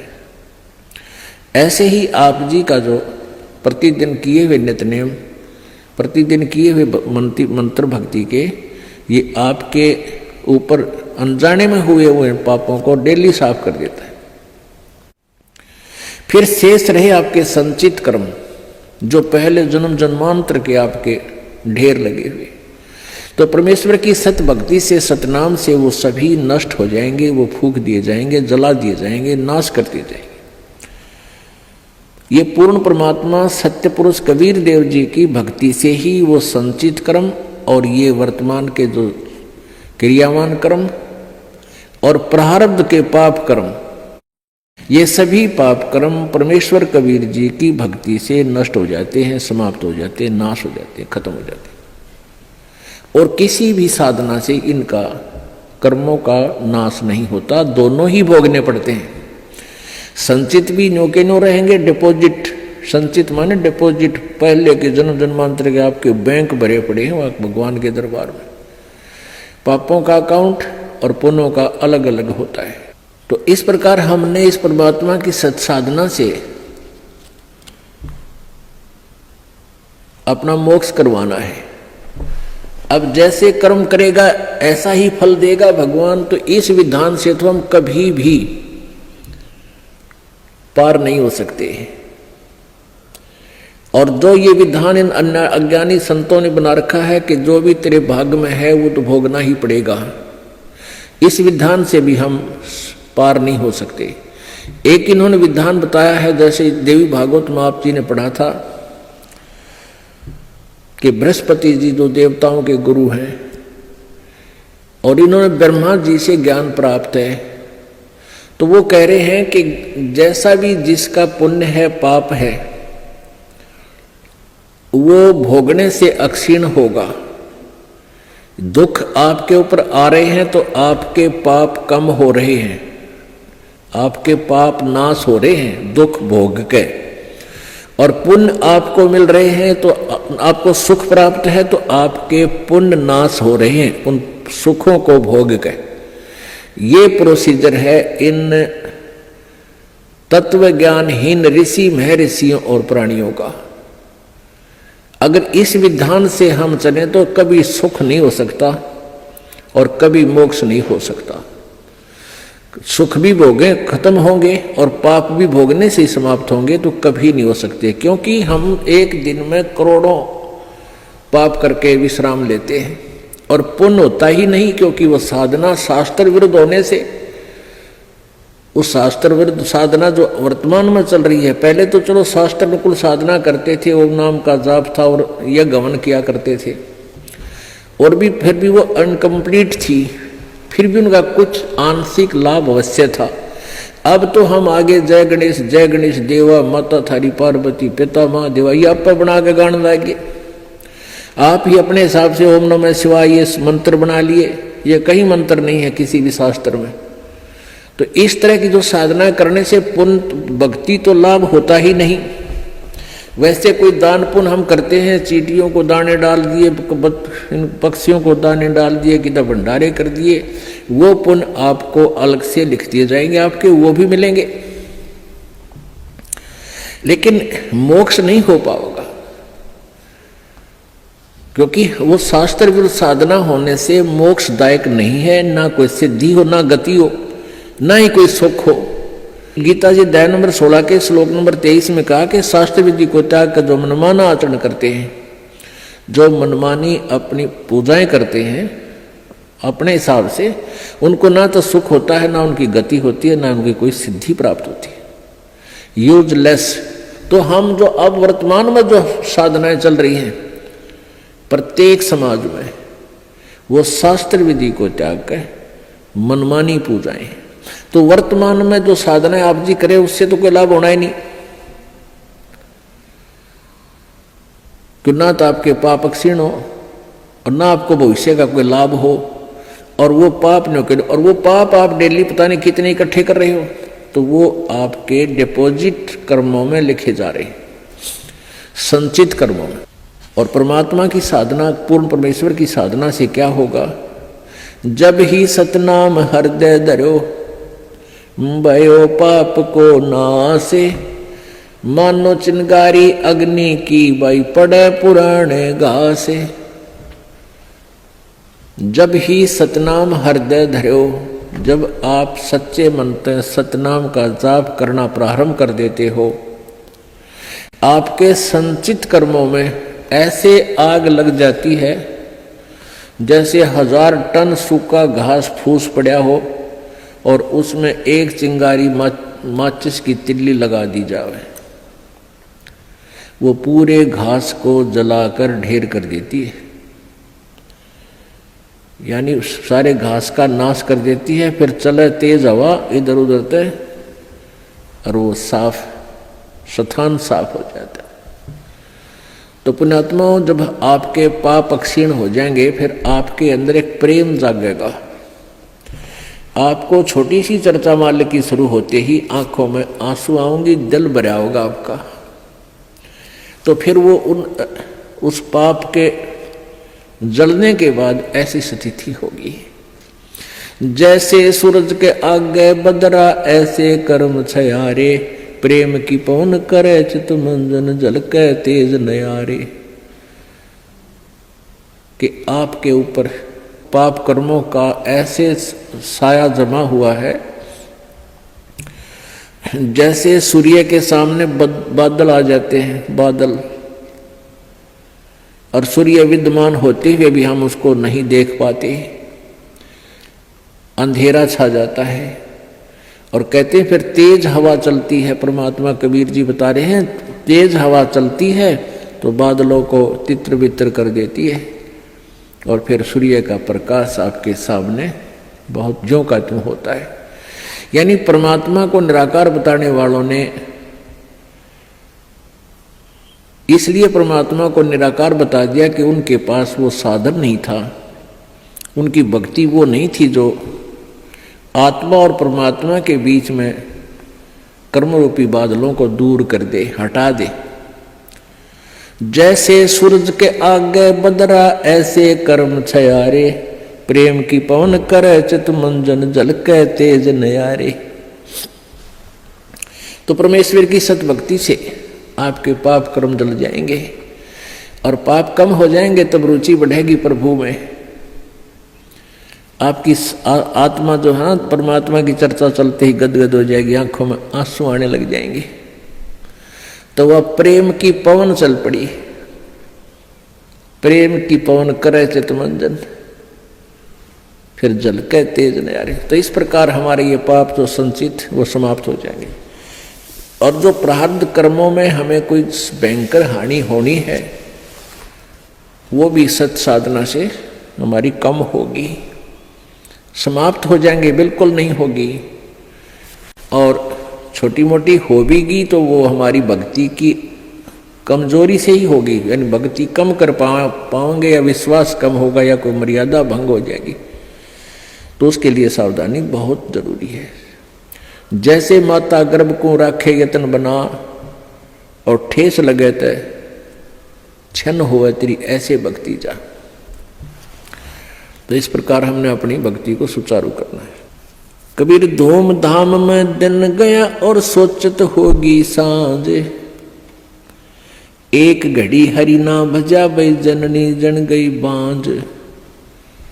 अब क्या बताते हैं परमात्मा? अब पहले तो बताया कि 3 घंटे तो कम से कम भक्ति आपने करनी चाहिए, 3 घंटे में तो आपका काम बने जाएगा। अब यहां कह दे कि एक घड़ी भी 24 मिनट, एक घड़ी में 24 मिनट हो, कहते हैं 24 मिनट भी अगर तू भक्ति सतनाम की, सच्चे नाम का जाप नहीं कर रहा, नाम लेकर भी तू अपना जीवन सोच ले बर्बाद कर रहा है अपने आत्माओं। क्योंकि जब एक घड़ी शुरू हो गया तो अंदर के हमारे जो पाप खत्म होने लगेंगे और फिर रुचि इतनी बढ़ जाएगी, फिर घड़ी को नहीं याद रहे, फिर तो दिन रात सपने में भी मालिक याद आने लग जाती। यहाँ घड़ी इसलिए कहा है परमात्मा ने कि एक बार ये शुरू तो करें, एक घड़ी तो करें, 24 मिनट तो लाओ मालिक में, फिर देखना रुचि कितनी बढ़। जैसे कोई बीमार होता है और शुरुआत कर वो भोजन नहीं खा पाता, रोटी कड़वी लगती है, सेब संतरे किशमिश सब कड़वे लगते हैं, और फिर उसको ने वो कड़वी दवाई ही दी जाती है, जैसे कुनीन दी जाती है, वो ना चाहते फांके मारना शुरू कर देता है। तो जब वो दवाई शुरू करता है तो पहले दूसरे दिन एक आध ग्रास रोटी का वो खाने लग जाए, रुचि बन जाती है, और कुछ दिनों के बाद फिर वह रुचि इतनी बढ़ जाती है, सूखी रोटी पा जाए वो भी खा जाएगा, वो भी खा लेगा। तो ऐसे ही एक घड़ी के लिए यहाँ इसलिए संकेत दिया है कि एक बार शुरू तक करे, फिर ये कर्मों का पाप नरमा जाएगा, कम होगा और परमात्मा की भूख बढ़ती चली जाएगी।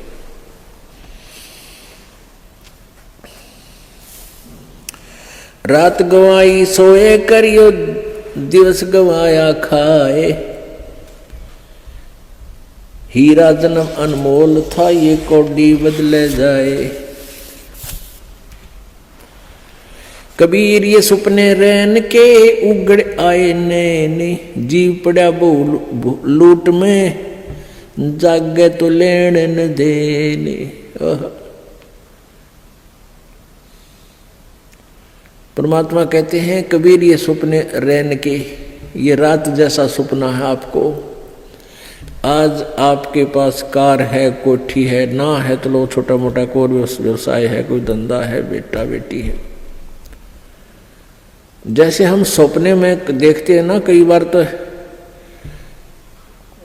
या ऐसा सपना देखते हैं कि तो कार में घूम रहे हैं, ठाठ कर रहे हैं, खूब मौज मार रहे हैं, और उठे तो फिर साइकिल भी कोई ना घर पे। जब आंख खुल जाती है तो देखा साइकिल भी कोई नहीं आसपास, कार के सपने आ रहे थे। तो ऐसे ही हमारे ये स्वप्न हैं, ये जो कुछ भी आप देख रहे हो ये सपना समझो। और कल ये नैन उगड़ गए, कल ये आंख खुल गई, यानी मृत्यु होगी, तो जागे तो लेन न देन। अब वहां धर्मराज के दरबार में विचार आवे इसको जाकर के, अरे बेटा था, बेटी थी, कहाँ थी, तेरे की कुछ भी ना था, उन्हें धक्के खा रहा था, मतलब सपना था वो। तो ऐसा सपना सा बनेगा आपके साथ ही, जो आज जिसके ऊपर इस सपने में अपना जीवन बर्बाद करे, और सपने में ही आप भक्ति करोगे तो आपको लाभ होगा। इसमें ही आपको ज्ञान हो कि इससे बचाव करें, इस तो सपने में ही सुख होगा आपको। अब जैसे सभी ऋषि संत कहते हैं कि कर्म का भोग तो भोगना ही पड़ेगा, संस्कार में जो प्रारब्ध में कर्म है भोगना ही पड़ेगा, फिर फायदा क्या हुआ। फिर इस भक्ति का यूज क्या है। जैसे आप सपने में दुखी हो रहे हो, आपके पीछे कोई पागल कुत्ता भाग रहा है और आप खूब स्पीड खींच रहे हो, दुखी हो रहे हो, तो कोई आके उस कुत्ते के लठ मारे, रोक के उसने लठाड़ा आ जाए, उसने एक तरफ भगा दे, तो सपने में सुख होया, उसने चैन सांस लिया सुख का, को हो बच गया भाई। तो ये सपना हर ये कर्म रूपी कुत्ते आपका पीछे पड़ रहे हैं, और पूर्व संत की भक्ति से इन कुत्तियों का लठ लग गए, इन पागलों के, और ये अपनी दिशा बदल दें और आपको राहत मिले। तो ये सपने में भी सुख इस परमात्मा के अभी होगा, तब तो बात बने। अब आँख खुले बस दापे न, कुछ भी ना था वो, जैसे टेंशन हो रही है, काम अड़ गया फला, जो कोई टेंशन है, किसी काम में रुकावट आ रही, परमात्मा सपने में ठीक करे जब चैन हो। और ये कहने पर आप तो भोगना ही पड़ेगा, सपने में दुख तो दुख रहेगा, तो वो थ्योरी ठीक है नहीं है, उनकी मन गणत है, उनको अध्यात्म ज्ञान नहीं है। आजकल के 5 दिन ये जंगल होगा बासे, ऊपर ऊपर हल फिरा ये ढोर चरेंगे घासे। आजकल या 5 दिन अर्थात एक ना एक वो दिन आएगा, आप जी का जंगल में वास होगा, आप जी का शरीर छूटेगा और आप जी को शमशान घाट पर शरीर का अंतिम संस्कार हो जाएगा। और फिर इस तुम्हारी जो है ना मिट्टी के ऊपर ढोर फिरा करेंगे, डांगर हंडेंगे, घूमया करेंगे। 8 जने जो लाकड़ी और केस जले जो घासे, सब जग जलता देख कर ये कबीर भया उदास। मरोगे मर जाओगे कोई न लेगा नाम, उजड़ जा बसाओगे छाड़ बसती गांव में। कहते हैं आज तुम जिस परिवार के वंश चलाने के चक्कर में दिन रात फिर लगे रहते हो, आपकी मृत्यु के बाद कोई आपने याद भी ना करे, 6 महीने रहोगे मुश्किल से। अब आजकल तो 10 दिन में कर दें सारा काम, 70वीं वीर, वर्षी वीर, महीना वीर, वो 13वीं भी 10 दिन में करके फारे कर दें। कोई आज आप अपने दादाजी को कितना याद करते हो? कभी कोई पूछला, गांव को पूछ ले कि किसका है कहाँ से, फिर जब फलाने दादा का नाम कभी बताना पड़ जाए, जब न तो कभी ना याद करता दादाजी ने। तो पुण्यात्माओं या भूल ला रखी काल ने, और इन काल के दूता ने हमें ऐसा उलझा रखा है कि पुत्र बिना मोक्ष नहीं। अब बेटी ने तो हम संतान भी नहीं मानते थे, ऐसी अनजान सोच बना दी हमारी।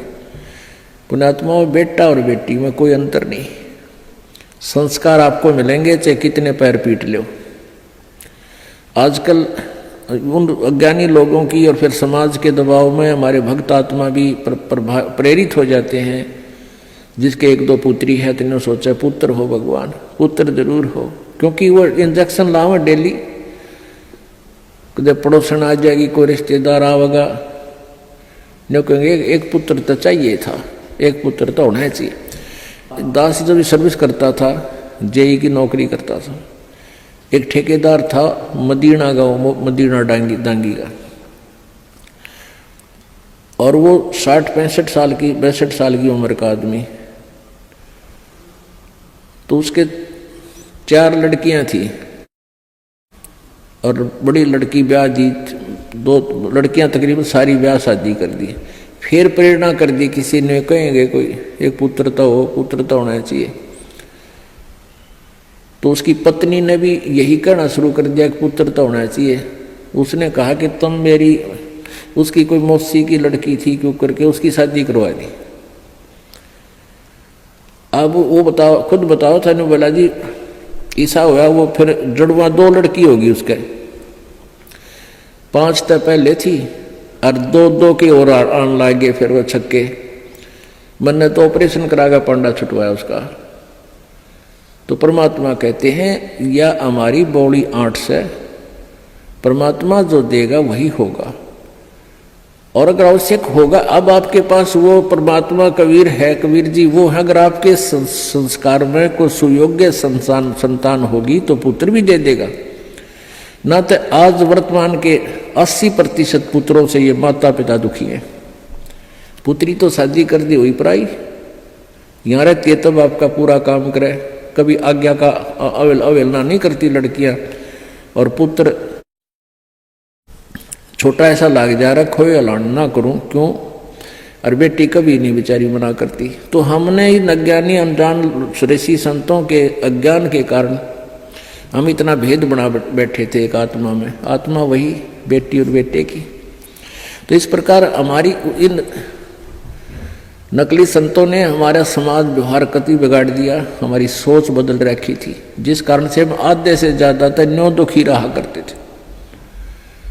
अब वर्तमान में आप देख रहे हो पुत्र, ये बुरी बात नहीं है पुत्र अब, लेकिन इस ज्ञान को प्राप्त करके आपका फिर पुत्र हो चाहे पुत्री आपको दुखी नहीं करेंगे, क्योंकि वो बचपन से इस ज्ञान में भगवान के रंग में रंग जाएंगे, और परमात्मा की शक्ति आपकी भक्ति से आपके साथ रहेगी। और मान ले कोई छोटा मोटा संस्कार में कोई निकम्मा बालक आ भी गया तो उसने मालिक ठीक करेंगे, सीधा करेंगे, उसको किसी प्रकार भी करें, चाहे आपको दुख नहीं होने देंगे।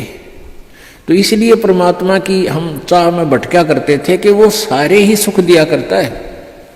कबीर हाड जले लकड़ी जले और जले जावण हारे, और देखण आड़े भी जले, अब किस्तें करूं पुकार।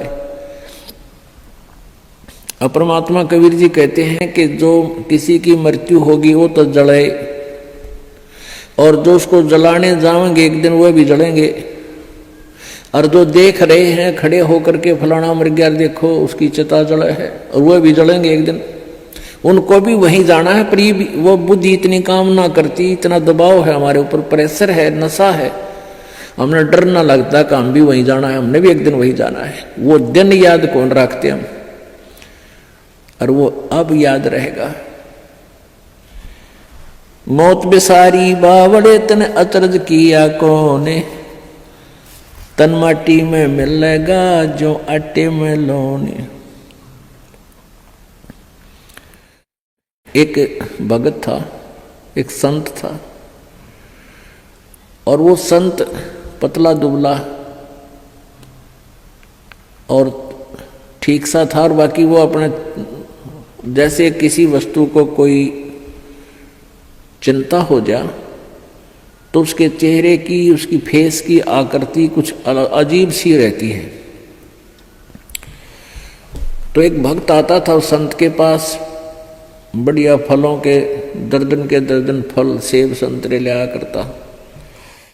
तो वो देखा करता था कि महात्मा जी बहुत चिंतित से रहते हैं और बहुत ही ज्यादा स्वस्थ नहीं है, सेहत अच्छी नहीं है। और दूसरे भक्त वहां दूध लाते थे तो वहां डेग सा बढ़ा रहा करता दूध का, फलों की टोकरी भरी रहती थी। वो संत जी औरों को दे देते थे प्रसाद रूप में, और फिर खीर खार बना के खिला देते थे।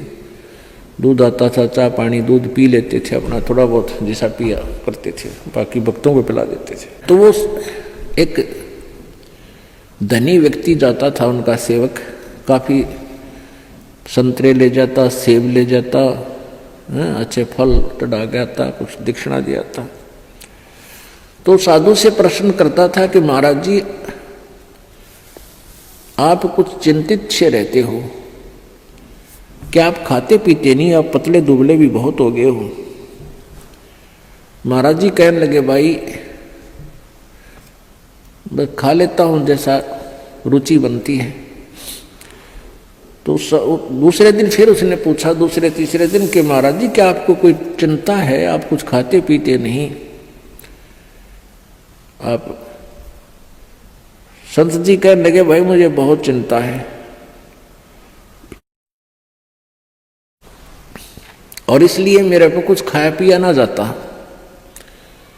तो उसने, उस धनी व्यक्ति ने सोचा भी साधु संतों की भी क्या चिंता हो है बता, हमारे कैसे गृहस्थियों ने तो 100 चिंताएं हों, पर संतों को क्या चिंता। उसने कहा, महाराज जी आपको ऐसी कौन सी चिंता सता रही है। साधु ने कहा कि भाई मुझे मौत दिखाई देती है मेरी, मैं मरूंगा, इसलिए मैं, मेरे पर ज्यादा रुचि खान पीन में नहीं, मुझे चिंता बनी रहती है कि मेरी मृत्यु होगी। तो संत कहने लगे, जी कब होगी आपकी मृत्यु। अब उस भक्त ने सोचा कि अभी निकट भविष्य में ही शरीर छोड़ते होंगे 2-4 दिन में। उस समय उस संत की 40-45 साल की आयु थी। उन्होंने बताया कि भाई अभी मेरी 40 वर्ष बाद मृत्यु होगी, 40 वर्ष के बाद, और आज मेरी 45 वर्ष की आयु हो चुकी है। तो वो धनी भगत कहने लगा, हे महाराज जी यह भी कोई चिंता हुई, मरना तो सब ने है, मृत्यु तो सबकी होगी, और साधु संत भी ये चिंता करें, कमाल की बात है, खा पिया करो, मौज करो, है ये तो सब ने मरना है क्या। अब वो प्रतिदिन आवे और यह बात कहे कि महाराज संत भी कदे मृत्यु तो डरा करें, ये तो सब ने मरना है, ये तो क्या बात है, खूब बड़े बड़े लेक्चर डाले। अब उस संत ने सोचा यो रोज दुखी करेगा, ले इसकी फड़क निकाल दूं। उसका मित्र था राजा, संत का, और संत ने उस राजा से, मित्र नहीं उसका सेवक था, राजा से कहा कि संत ने कि वो जो धनी व्यक्ति है एक सेठ, उसको फांसी की, सूली की सजा सुना दे, फांसी की, लेकिन तोड़ना नहीं है, उसके लिए कोई समय निर्धारित कर दे, महीने 20 दिन का, और उसके लिए कोठड़ी में बंद करके उसने सारा सामान रख उसके पास, दूध भी फल भी खूब ठाठ रखा, से बढ़िया घी दूध चूरमे खिला उसने। अब राजा अपने गुरुदेव का आदेश पाते ही राजा ने वो बुला लिया और कहा भी तेरे को फांसी की सजा सुनाई जाती है, तूने किसी व्यक्ति का मर्डर कर रखा है। अब वो धनी सेठ के सोच रहा है, बड़ी बुंडी बनी है, तुमने तो किसी मृत्यु का कोई हत्या करी नहीं, देख फांसी की सजा होगी, दिन रख दिया 20-25 दिन, महीना 1.5 महीना जो भी। अब वो दिन तारीख दर्ज दी, 25 तारीख 24 10 30 तारीख, वो 30 तारीख रख दी महीने की, या 14 6 8 जैसे भी कोई रख दी। तो हम अपने उदाहरण के लिए उसको 8 रख दी, जो 1 महीने बाद थी, और एक कोठड़ी में बंद कर दिया, उसके आगे फल और दूध के पूरे पात्र भरे रहे, लोटे के लोटे। जब उस फांसी के दिन में 10 दिन पहले, 20 दिन जब उसने हो लिया उसको कैद में, ये पक्का हो गया तेरी फांसी होगी। संत जी गए वहां, उनके कैद की कोठड़ी के अंदर से, इसके पास से घूम निकले, आगे को उसने देखा, श्रीयामा गए, गुरु जी गए, आवाज लगाई, महाराज जी सुनियो, महाराज जी। महाराज जी वापस आए, वन्य देखे थे को होगा तड़े बोल लेगा, मैंने देखते ही कौन से में है वो भगत, कहा न देखा महाराज जी, भाई कौन है तू। अगजी में वो फलाना सेठ से, और सेठ को भी पता था, उस धनी को भी पता था कि राजा इनकी पूरी मानता है गुरु जी की।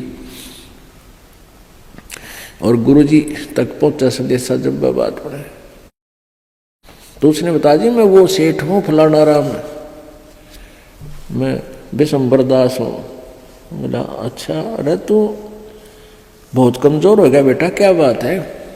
बिल्कुल कमज़ोर हो गया, ये फल रखे हैं, दूध रखा है, तो बहुत वीक हो गया, रहा खाता पीता कोई ना। ना महाराज जी कुछ नहीं खाया जाता, एक टूक भी नीचे नहीं जाता, बस धक्के तो गेरू है का दी रोटी अंदर जाती है शरीर में। क्या बात होगी? अब मेरे को फांसी की सजा सुना रखी है, कति झूठा केस है मेरे पर, गुरु जी मेरे पर दया करो, मेरी पीछा छुटवाओ। ने बोला रे खा पी मृत्यु तो सब क्यों नहीं बेटा, खा देख दूध के गिलास भरे धीरे फल रहे, खा बेटा ठाट से, मृत्यु सब क्यों? अरे नहीं महाराज जी कति मर गया मत है, कुछ नहीं खाया जाता। जब उसने उस राजा बुलाया, भाई छोड़ दे भगत ने, ये तो निर्दोष है। तब उस संत ने बताया कि भाई लाला जी जिस प्रकार तने आठम दिखा थी ना, उन्होंने कहा मन तो आठम दिखाई दे से, कुछ नहीं खाया जाता। तो बेटा तने जिस प्रकार ये आठम दिखा है ना, क्योंकि आपको पता लग गया निश्चित होगी आठम न तू फांसी टूटेगा, डर बिना कहाँ। तो इसी प्रकार मुझे मेरी 40 वर्ष बाद हुआ आठम मन दिखाई दे आज, इसलिए मेरा इस संसार में रुचि रही नहीं। जिस प्रकार आपकी ना घर में रुचि, ना कहीं की रुचि, ना तू खास खाने में रुचि तेरी, एक ना कोई रुचि नहीं थी, बस मरता हुआ खाऊं था और आठम के गुण गाऊं था, उस आठम पर ध्यान लगाऊं था। तो परमात्मा कहते, संत जी कहते हैं कि मैं भी भाई मन ने अपनी आठम वह 40 साल पीछे आने वाली ऐसे ही नजर आ रही जैसे आप जी को अब दिखे थी। तो पुण्यात्माओं हमारे ऊपर इतना दबाव है इन तीनों गुणों का, इस त्रिगुणमयी माया का, कि हम 10 मिनट बाद भी याद नहीं रख सकते इस मौत को, और यह रखनी चाहिए, रखनी पड़ेगी। ज़्यादा से ज़्यादा 60 वर्ष, 65 वर्ष, 70 वर्ष तक ये शरीर ठीक रह सकता है, घना स्वस्थ होगा। तो उसके बाद मान लिए चाहे 30-90 वर्ष भी उम्र होगी तो बस वह तो मौत तो ही भूंडा जीवन है, बाकी का तो। लेकिन भगवान की भक्ति आप पहले से ही कर रहे हो तो आने वाला बुढ़ापे में आपको बहुत सहयोग मिलेगा, हर तरह से पूरा सहायता देगा परमात्मा आपको। नहीं तो इस जीव के ऊपर ये बुढ़ापा सबसे बड़ा कहर होया करे। इसी प्रकार गीता जी अध्याय नंबर 7 के श्लोक नंबर 29 में बताया है कि जो उस तत्व ज्ञान के आधार से, उस तत्ब्रह्म से यानी परम अक्षर ब्रह्म से, अध्यात्म यानी सारे इस अध्यात्म ज्ञान से और सभी कर्मों से परिचित हो जाता है। आज के सत्संग में आपको इस कर्मों से परिचित कराया जा रहा है, अध्यात्म ज्ञान से परिचित कराया जा रहा है। तो वो व्यक्ति फिर जरा और मरण से छुटकारा पाने के लिए ही प्रयत्न करता है। जरा माने बुढ़ापा, मरण मीन मृत्यु। वो जरा माने बुढ़ापा यानी बुढ़ापे से और मृत्यु से छूटने के लिए ही प्रयत्न करता है, जो उस तत्व ब्रह्म से परिचित हो चुका, क्योंकि वो तत्व ब्रह्म परम अक्षर ब्रह्म ही हमारे को जरा और मरण से सदा के लिए छुटकारा दिला सकता है। सतलोक के अंदर जाने के बाद आपका शरीर वृद्ध नहीं होगा, आप जी की मृत्यु नहीं होगी। अब पुण्यात्माओं हमने वो ज्ञान सुना नहीं, हमने स्वर्ग भी सुना था पर देखा नहीं था। स्वर्ग सुनते थे, स्वर्ग में बड़ा सुख है, लेकिन जान की इच्छा कति नहीं थी, मृत्यु नहीं चाहवा थे। अब इस तत्व ज्ञान के आधार से आपको इतना विश्वास हो जाएगा कि आप जी यहाँ से जाने की रुचि बनाओगे, क्योंकि यहाँ इतने कष्ट हैं संसार में, इसको देख देख कर इनसे तंग आकर के आपका मन हट जाएगा। और इस तत्व ज्ञान के आधार से आपको ये भी पता चलेगा कि ये तो आज नहीं, इस जन्म में नहीं, असंख्य जन्मों में पहले भी हो लिया और आगे भी होगा, यदि सतलोक नहीं गए।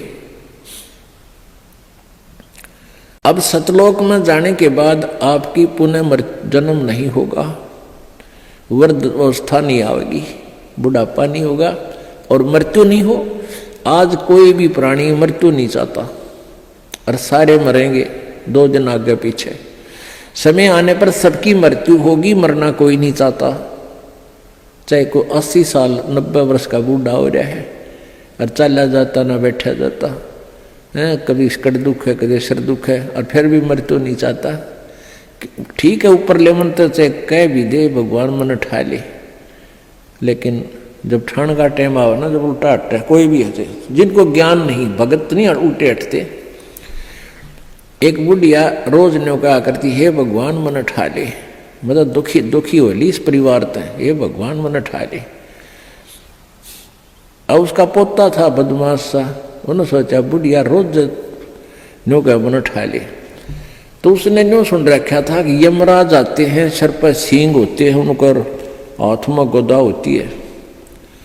तो उस लड़के ने 12-13 साल का था, उसने सिर पर बुढ़ा साफा बांध दिया, उसमें सींग पो लिए 2 और हाथ में ले लिए गदा सी बना ली कपड़े की, जो करिए नकली रामलीला रखा है ना हनुमान की। और पहले इसे टिमटिमाते ही दीवे होया करते, दीवा दिया ला, दीपक लगा दिया और बुढ़िया का हटा के मुंह पर तक कपड़ा ने बोला बुढ़िया बोले सोचा और चल तुझे लेने आया हूं। बुढ़िया ने देखा है तो सचमुच आएगा यमदूत खड़ा है। ने बोला अरे भाई मन ने क्या करेगी तो योर कुण बार मन ने क्या करेगा बुढ़ी ने योर कुतना कुण बारा किसी दे जा तू। अब न बोला ना तेरा नंबर है, बोला अरे भाई तेरा आगे दोनों हाथ जोड़ो मन ना ले जाए। तो फिर उसने उतार दिया सारा साज बाज हटके और धर दिया। तो इन्होंने बोला दादी क्यों मगज खाया करती रोजाना, मैंने ठाले ये मरी क्यों ना तू। ने बोली रे ढेड़ तने गढ़ दूं, तू था तन डरा दी थी मैं। तो भाई बात ये है कि हम चाहे कोई भी कुछ कह रहे हमने ठाले, पर ठाण का टाइम आओ जब उल्टे उल्टे हट रहे हैं। तो कहने का भाव ये है कि हम मृत्यु नहीं चाहते, मृत्यु होगी। अब यहां से तो आपने मरना पड़ेगा, सब कुछ त्यागना होगा। और ये मालूम नहीं कब त्यागना पड़ जाए, ये कोई जरूरी नहीं है कि हम वैसे अटकल से आगे बढ़ रहे हैं कि अभी हो सकता है 10 साल 20 साल हमारी मृत्यु ना हो। अब कोई 60 साल का ने सोचा 20 साल तो 80 साल तो जीवाएंगे। और क्या पता ये रोज दुनिया की मृत्यु होने लग रही, कोई 20 साल का, कोई 10 वर्ष का, कोई 50 वर्ष का, कोई 60 वर्ष का। तो ये अटकलबाजी हमें डबो रही है। हमने भगवान से डरना चाहिए और याद रखे उस मौत को, प्रथम परमात्मा को और सेकंड मौत को। फिर ना तो बुराई कर सकते, ना चोरी कर सकते, ना ठगी कर सकते, ना बदमाशी कर सकते, ना 2 नंबर का काम कर सकते, कि जाना दिखेगा आपने फिर। तो यहां तो से तो आपने जाना ही पड़ेगा। और यदि आपकी श्रद्धा सच्ची लो उस सतलोक में जान की लगी, इस ज्ञान के आधार से आपकी आस्था या किसी परिवार जन्म में या किसी धन में नहीं रहनी चाहिए। जब आप यहां से चलन के योग्य होगे और ये रहकर आपकी परीक्षाएं भी होंगी, आपके ऊपर कोई ऐसी आपत्ति ऐसा आएगा समय, फिर आप देखेंगे कि मेरी वृत्ति बेटे में है कि बेटी में, पोते में है कि या पोती में, कोठी में या कार में। आप जी ने अपने उस जाल को स्वयं काटने की चेष्टा करनी है कि तो जुल्म हो गया, मेरा तो बीच में आस्था है। और यहां आशा रही तो वापस जन्म होगा, जहां आशा ता बासा होई और मन कर्म वचन सुमरियो सोई। आपकी यहां किसी भी चीज में आशा रहेगी, आस्था रहेगी, तो वापस आप जी को आना पड़ेगा। इसी यहीं पर मन माने यहां फिर बैल बनकर आ जा। और यहां आशा नहीं रही तो फिर हमने आशा कब ना रहेगी, ये ज्ञान आधार बनाओगे, भक्ति घनी करोगे, दान धर्म खूब करोगे, उस भक्ति की शक्ति से भी आपके कुछ बंधन ऑटोमेटिकली कट जाएंगे। इतना दबाव बनेगा उसका, आपके मन में वो आना नहीं देगा और परमात्मा कोई ऐसी व्यवस्था आपकी बना देगा। और जो भक्ति नहीं करते तो फिर हमने यहाँ से तो जाना ही जाना है, भक्ति कर रहे हैं जो, उनके मन में ये आ जाना चाहिए कि फिर जन्म होगा तो फिर यह दुर्गति शुरू। मनुष्य जन्म भी हो गया तो मनुष्य जीवन में क्या सुख पाया अपना? आज हम 60 साल के हो गए, हमें पता है क्या मिला इस जीवन में और क्या हमारा था और क्या पराया था। तो इस ज्ञान के आधार से निर्णय हो जाएगा कि अगर फिर जन्म हो गया फिर वो प्रोसीजर, बेटा ना हुए तो दुखी हो गए तो महा दुखी, क्योंकि फिर उनके पालन में पोषण में कोई बेका देगी मृत्यु हो जाए काल तो फिर रोज जाना करे काम, तो रो रो कर टक्कर मारेंगे, वह दुर्गति न्यारी। तो इन सब बातों को ध्यान रख के तो सच्ची श्रद्धा बना ले कि तो मरना पड़ेगा, पर इसी जगह चला फिर मरना ना पड़े, यहां से तो जाना पड़ेगा। तो इसलिए ये तो अपना है ही नहीं, चाहे बेटा है चाहे बेटी है, मोह है या ना है। तो अपने परिवार में आप जी ने ऐसे रहना पड़ेगा जैसे एक गाड़ी, रेलगाड़ी का कंपार्टमेंट होता है और उसमें आप सफर कर रहे हो, जिसका जहां स्टेशन आ जाएगा ऑटोमेटिकली उतर जाएगा। किसी का 2 घंटे का है, किसी का 10 घंटे का सफर है, किसी का 24 घंटे का है वो। तो ऐसे ही आप जी इसको ऐसा समझ कर रहोगे जैसे रेस्टोरेंट होते हैं, होटल में जाकर डट गए तो वहां सारी सुविधाएं होते हुए भी आपको पता है कि मेरी नहीं है, उनका प्रयोग भी करना है, उनमें मेज कुर्सी पलंग टीवी वहां पर है, उनका पंखा कूलर एसी फ्रिज उनका प्रयोग भी करना है, लेकिन अंडरस्टूड होता है कि मेरी को ना, ये तो धनी की है। तो ऐसे ही ये सारा रेस्टोरेंट, ये होटल, ये काल का है और हमने किराए पर अपनी पूंजी जमा करा का यहाँ, तो ये कुछ समय का रहने का यहाँ पर मिला हुआ है और ये व्यवस्था बता दी, इस खेती में बना रखा, ये मजदूरी कर, ये ऐसे खा ले, ये यहाँ छोड़ रखा है। लेकिन ये अपनी नहीं, हम यहाँ होटल में कुछ दिनों के लिए सटे करे हुए। यदि ऐसी आस्था आपकी बन जाएगी तो फिर कोई पल्ला नहीं पकड़ेगा आपका, कोई बाधा नहीं बनेगी। अन्यथा जो भक्ति नहीं करते हैं उनकी कैसी वृत्ति होती है। अब जैसे कोई पिछले जन्म में भी कोई भक्त भक्ति करता था और वो पार ना होया, आप जी हो, परमात्मा चाहते हैं कि तुम सभी पार हो जाओ, बहुत अच्छी बात है, क्योंकि पार होने के लिए तो ये सारा खेल हो रहा है आपको पार करने के लिए। अब विद्यालय में बच्चे फेल भी होते हैं और पास भी अधिकतर ही होते हैं, और कुछ एक फेल भी हो जाते हैं, तो वो फेल हुए हुए गणे दुखी होया करें। तो ऐसे ही एक व्यक्ति किसी जन्म में कोई प्राणी, कोई आत्मा परमात्मा से विमुख हो गया, भक्ति ना करी, छोड़ गया, तो उनको फिर लेता है भगवान शरण में। एक किसान के घर जन्म हो गया उस पुण्यात्मा का। अब कहते हैं जो जन मेरी शरण में एक बार आ गया, परमात्मा कहते हैं हमारी शरण में एक बार कोई प्राणी आ गया तो फिर उसको जब तक वो पार नहीं हो लेगा उसके पीछा हम छोड़ना को नहीं। जो जन हमारी शरण है ताका हूं मैं दास, और गेल गेल ला गया फिर वो जब लग धरती आकाश। तो उसी विधान से परमात्मा उस किसान के पास गए और किसान से कहा कि भाई, किसान पहले बैठे, राम रमी हुई, क्योंकि पिछले संस्कारी जो भक्त होते हैं वो कहीं भी जन्म ले लो उनमें वो भाव श्रद्धा बनी रहती है। आओ महाराज जी बैठो जी, बड़ी आसन दे दिया, आप नीचे बैठ गया भगत की तरह। तो महाराज जी तो फिर महाराज जी होते हैं, हमने भक्ति का ज्ञान सुनाते हैं, परमात्मा की चर्चा शुरू कर दी।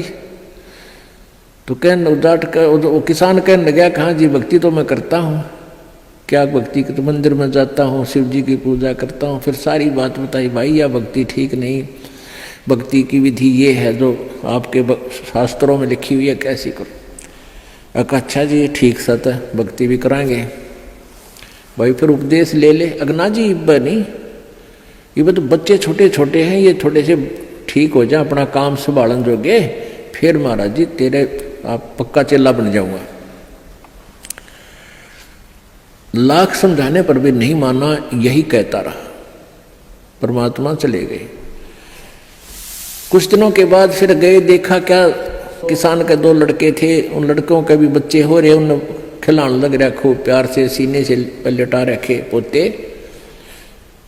परमात्मा फिर गए, किसान भाई भगत जी, देवता तेरे बच्चे भी समझदार हो गए हैं और खेत का काम संभाल लिया, तू आजा भक्ति कर ले, नाम ले ले।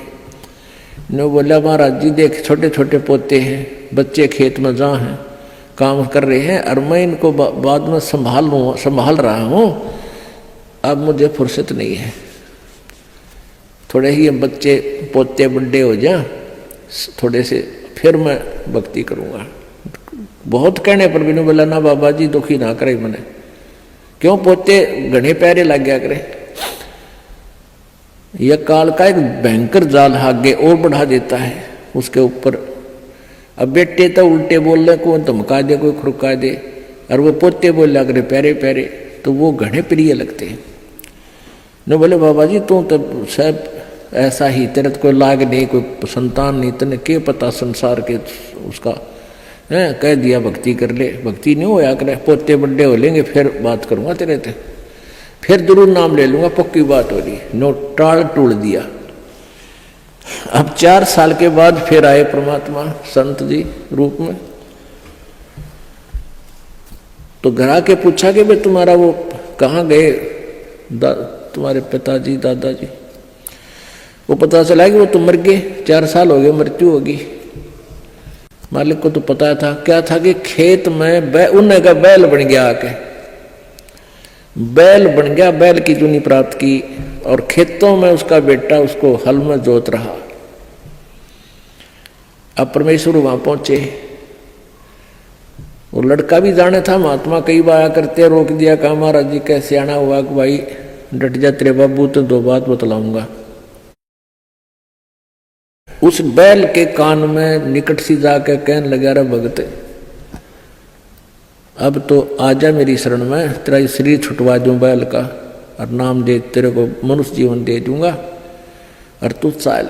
देख ये दुखी हो रहा, तेरा लठ लग गया, तेरा बेटा लठ मारे हैं, और तेरी के दुर्गति हो रही, तो के कह है वो बैल। न्यों कहा बाबा जी तू बोल रहा मत, अब मैं यहाँ से मर जाऊंगा, दूसरा बैल आ गया, वो थोड़ा काम करेगा, मेरे बेटा ने टोटा हो जाएगा, वो तेरा गजब हुई हो। परमात्मा बोले अच्छा भाई कोई बात ना, ले धन बना तो बेटा के। अब कुछ दिन के बाद वो बैल भी मर गया, मृत्यु के बाद वो सांप बन गया। अब सांप को एक याद होता है, उसने कहीं धन गाड़ रखा, पहले जमीन में दबाया करते चोरों के डर से, धन जेवर दाब दिए, पैसे चांदी के हुआ करते सिक्के, वो लको दिए, छुपा दिए। तो सर्प बनकर वो वहीं घूम रहा है। अब वो पुत्र वधुओं ने देख लिया, शोर मचाया, सांप सांप, उन बेटा ने मारा लठ उसका, वो मोरी में गए निकल गया, पर 1-2 लाठी अच्छी लगी उसके, कंडे में हो गया बीच तक। वो सहज सहज धीरे धीरे सरक कर बोझड़ों में, झाड़ बोझड़ा में पड़ा। जब परमात्मा गए, कहाँ सुना भगत जी अब आओगा मेरी शरण में। न्यू बोला जी जान बचा दो मेरी, और अपनी शरण में ले लो। मैंने देख लिया कोई नहीं किसी का। परमात्मा बोले सांकड़ी तोड़वा के आया तू मेरी शरण में, आया था पर ये हड्डी तोड़वा के, पसड़ी तोड़वा के, जब आई तरह समझ में कोई नहीं किसी का। और हम रोज रोन लाग रहे, कोई किसी का, कोई ना अपनी भक्ति करो। कहते एक लेवा एक देवा दूतम, कोई किसी का पिता नहीं पुतम, ऋण संबंध जुड़ा एक ठाठा, अंत में सब 12 बाट। तो परमात्मा इतने दयालु हैं, फिर उसको शरण में लिया, दोबारा मानव जन्म दिया। आगे देखो वो सूतमा होगा कि ना, फिर वह बीमारी शुरू कर ले मन माने। तो ऐसे दयालु है परमात्मा, पुण्यात्माओं। ये मनुष्य जीवन बार बार नहीं मिलता, और ये ज्ञान नहीं मिलता। आपके ना जाने कौन से जन्म के पुण्य, बिना गिनती के असंख्य पुण्य आपके साथ हैं, और विशेष कृपा परमेश्वर कबीर जी के आपके ऊपर है, जो आप यहाँ पहुँच रहे हैं और ये ज्ञान आप तक पहुँच रहा है उन पुण्यात्माओं के न्यारे कर्म है इस दुनिया में। और परमात्मा कहते हैं समझा है तो सिर दर पाओ, बहुर नहीं रे ऐसा दाव। बोल सतगुरुदेव।